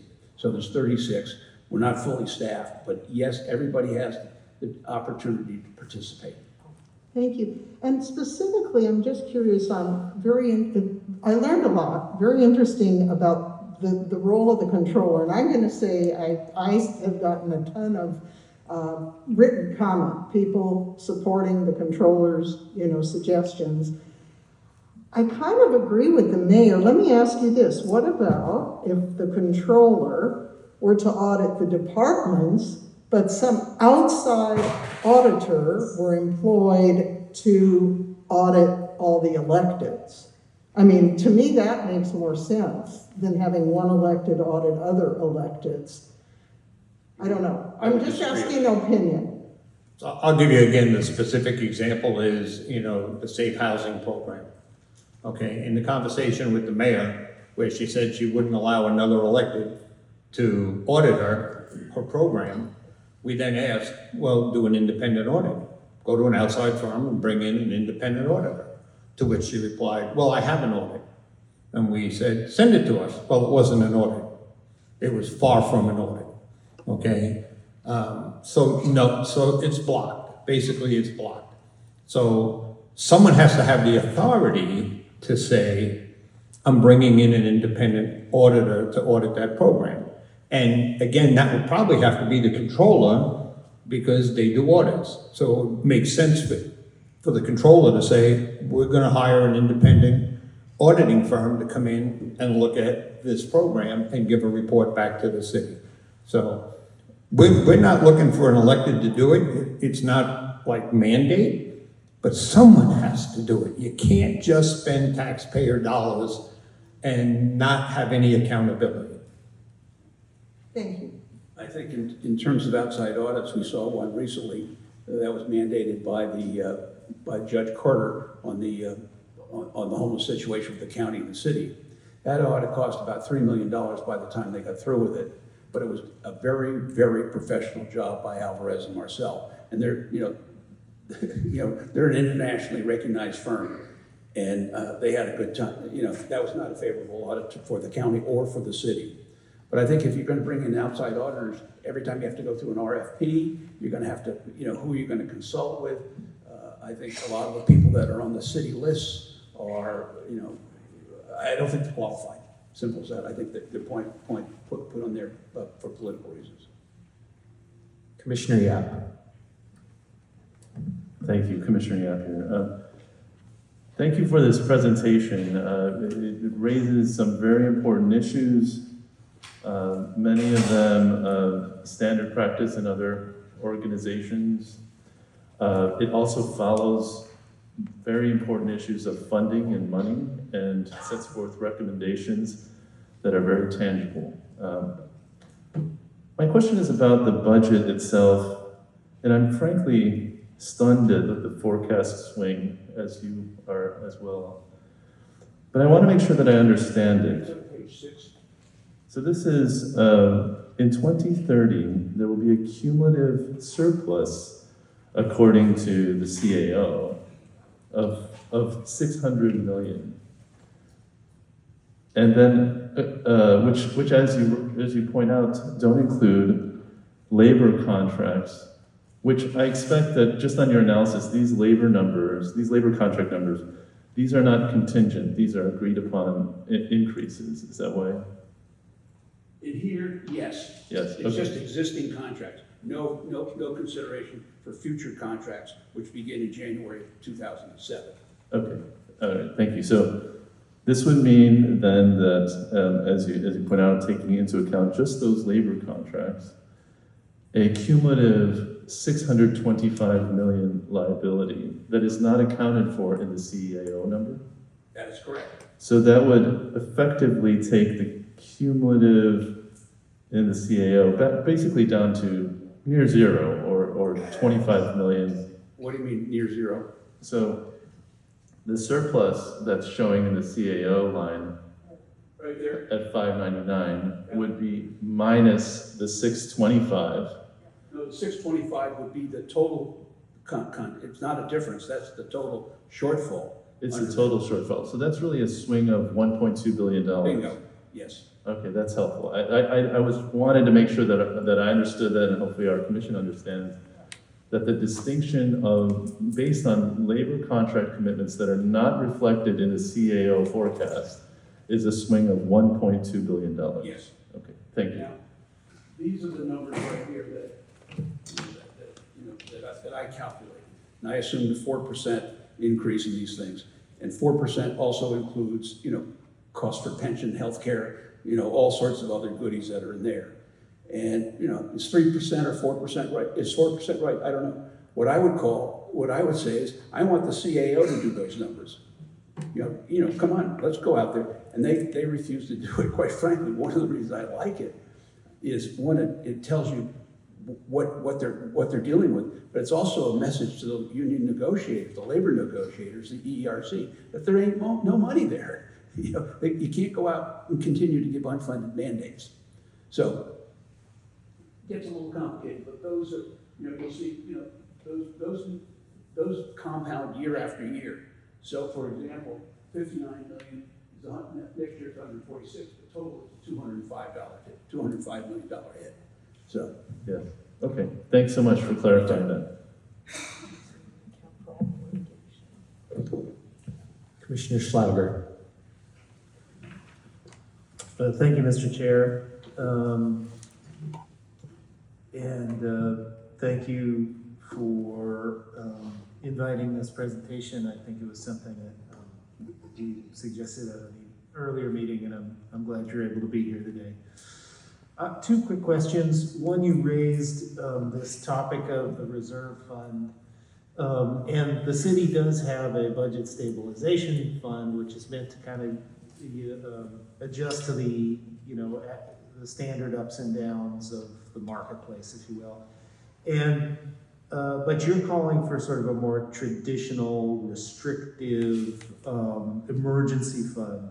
And I guess I would just invite further input from you on this about how those two may coexist. Are you looking at a particular ratio? Is the budget stabilization fund, can that coexist with your view of an emergency fund? And sort of at what ratio would you put either or both of them? And I'm not predetermining that this is really appropriate necessarily for a charter, but I do think it is something for us to consider. And so you can speak more to it now, but also invite further input. The reserve fund, I think in the charter there's a minimum of 5%. The budget stabilization fund is also in the charter. And when the city calculates its reserves at the beginning of the year, they talk about the the reserve fund, the budget stabilization fund, and also the unappropriated balances. Unappropriated balances I do not consider to be reserves, other than you can draw on them as you go down through the year. The reserve fund, the minimum is 5%. The goal has been 10% of general fund revenues. So at an $8 billion budget, that means they'd be $800 million, in the reserve fund. I think now it's about 5%, and that's stretching it because it ain't going to be there for long. So, they have the 5%, which would be around 400 million, I think it's like $410 million, a little bit more than 5%, but that's for the time being. The thing that gets me is, they use the reserve fund as a piggy bank. There's some cost overruns or whatever the hell happens, and there's a deficit. You have too much overtime from the police and the fire department, or you have whatever the heck it may be. They tap the reserve fund. That's like going into, hitting your retirement fund, to finance your groceries from my perspective. We need a reserve fund that's a truly reserve fund, so when the spaghetti and meatballs hit the fan, we have the reserves. Whether it was, whether it's fires or earthquakes or, whatever, it's another Northridge, for example. So am I hearing from you, because I do think it makes sense for both types of funds, one to just manage natural fluctuations and one to be there in time of an emergency. And are you suggesting that 5% is the appropriate number for pure emergency? No, I'd say it would be 10%, which is the CAO's goal. Okay. 10% of the general fund. I mean, if the spaghetti and meatballs hit the fan, $800 million ain't going to get you a whole hell of a lot. It'll get you much more, $400 million. The budget stabilization fund is basically a mechanism where if revenues grow over a certain percentage, that excess, or a good chunk of that excess, goes into the budget stabilization fund. This last year, I think they hit I'm not sure what they hit the budget stabilization fund, but I want to say $30-40 million. Yeah, thank you very much. So one other topic, changing the issue. A speaker earlier today referenced liability payouts. Do you have any opinion about how liability payouts should be appropriated in future budgets? Like, should they be allocated across in a different way than they are now? There's a lot of things going on there. First of all, it's pretty tough to budget for liability payments, and it's getting doubly tough given the impact of what I'll call runaway juries. The big thing that they could do, they being the government, is to have tort reform up in Sacramento, where you read these people. I read something the other day. Somebody picked the city off for $40 million. Those are I'm not privy to those cases, but a lot of it's the actual damages, let's say, are $5 million, and they say, well, here's another $35 million because of whatever reason. So you have one is tort reform. The second is getting a handle on what's going on. I think a lot of it depends on one, probably fixing the infrastructure over time. A lot of the budget issues are trip and falls. You have a number of employment issues where somebody feels like they're being harassed or discriminated against, so you have a lot of those. And then you have the cops. There's been a lot of police department issues, and those have been fairly significant. And one of the things people have talked about is actually putting that into their budget, as opposed to being a related cost. They'll you have this year. I think the deficit is going to, the litigation is going to be close, $300 million. I think it's 296. But and I think you can they put that below the line. That's not part of their budget. It's part of the related cost. If that were part of their budget, I think they might have a little bit different point of view. Right. So last year, it was approximately $500 million. Of that $500 million, $200 million was public works issues.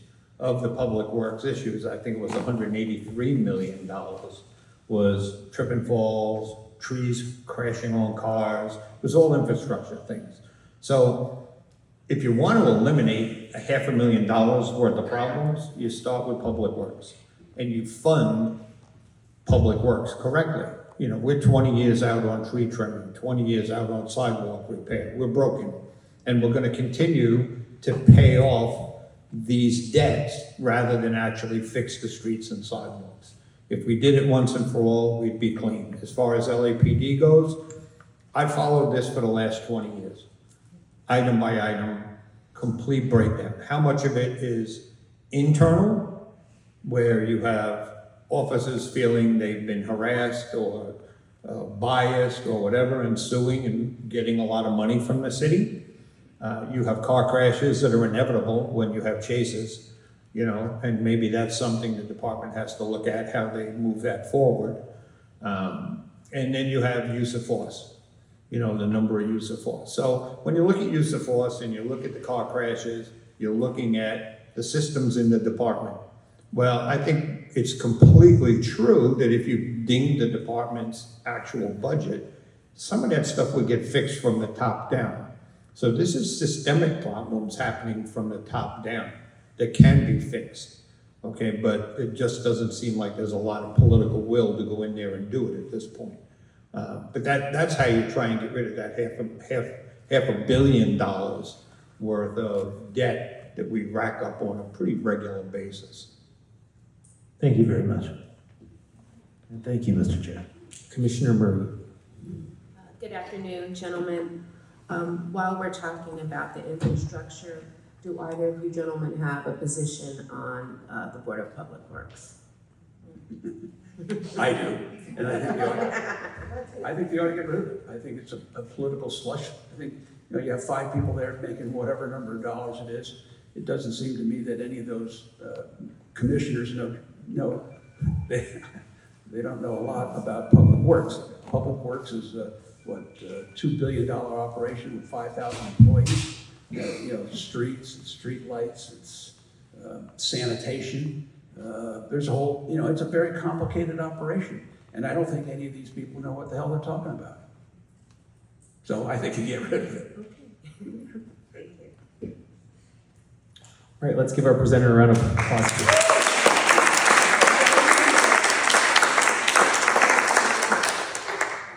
If any of you have any questions about the numbers, feel free. Thank you, Justin. Thank you, Max. Commissioners, can I have a motion to receive and file our presentation? So moved. Motion by Commissioner Andrade. Is there a second? Second. A second by Commissioner Fuentes. Is there any objection? All right, seeing none, received and filed. Okay, I want to, we had a number of commissioners discuss additional items they would like to see, specifically additional data from presenters, so staff will follow up. I have asked that the commission receive sort of a budget 101 on the timeline, and so Mona will get you the question on the mayor, what's in the charter, the timelines, and also just understand in more detail what the practices are for the budget and how all the different city agencies interact with it.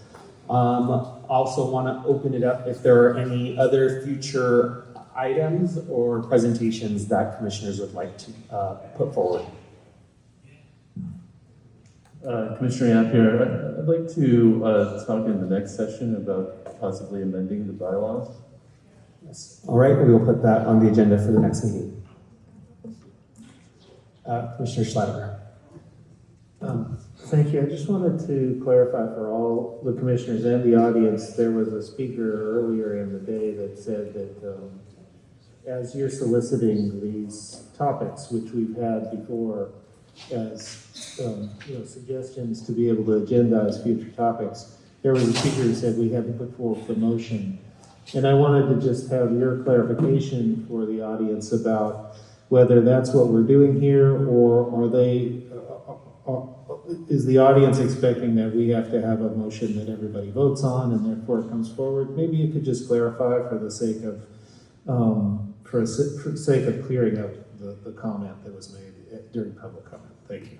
Yeah, I appreciate that. I'll ask the city attorney also to, I don't know if you were going to talk about this, but before, if you were, what I was going to say is that I think this, if I recall correctly, this was related to various topics around LAPD oversight, and that in the current committee structure, it was not explicitly called out. A few organizations have reached out to the executive director on this topic. In general, personnel, including PD, would fall within this committee. But I think there is an interest from some advocates to have more explicitly called out in the committee structure, which is not. So that would require a motion. But let me do this. Let me, I don't know if the city attorney would want the approach to add anything on this.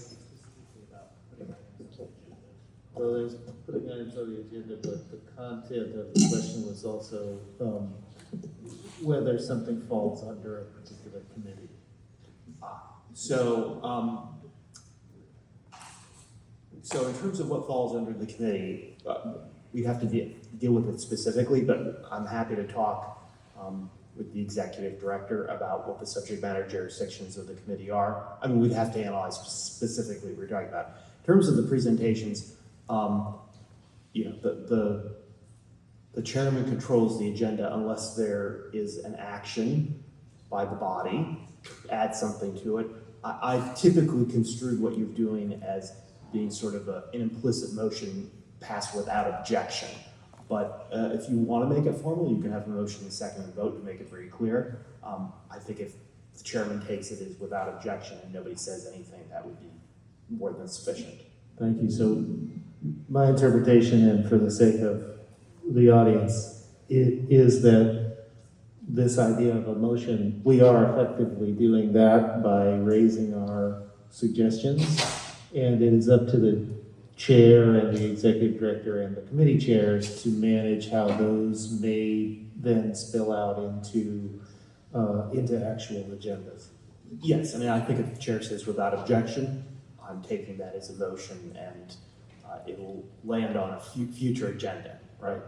And in the case of the police personnel issues, I mean, we have effectively a working interpretation that that falls under personnel issues. And I think unless other commissioners feel differently, we're following the lead of the chair in that interpretation, and he'll be working with the committee chairs to make sure that we're covering all the topics necessary. Thank you. Thank you. Commissioner out here, is on the calendar to come speak to us.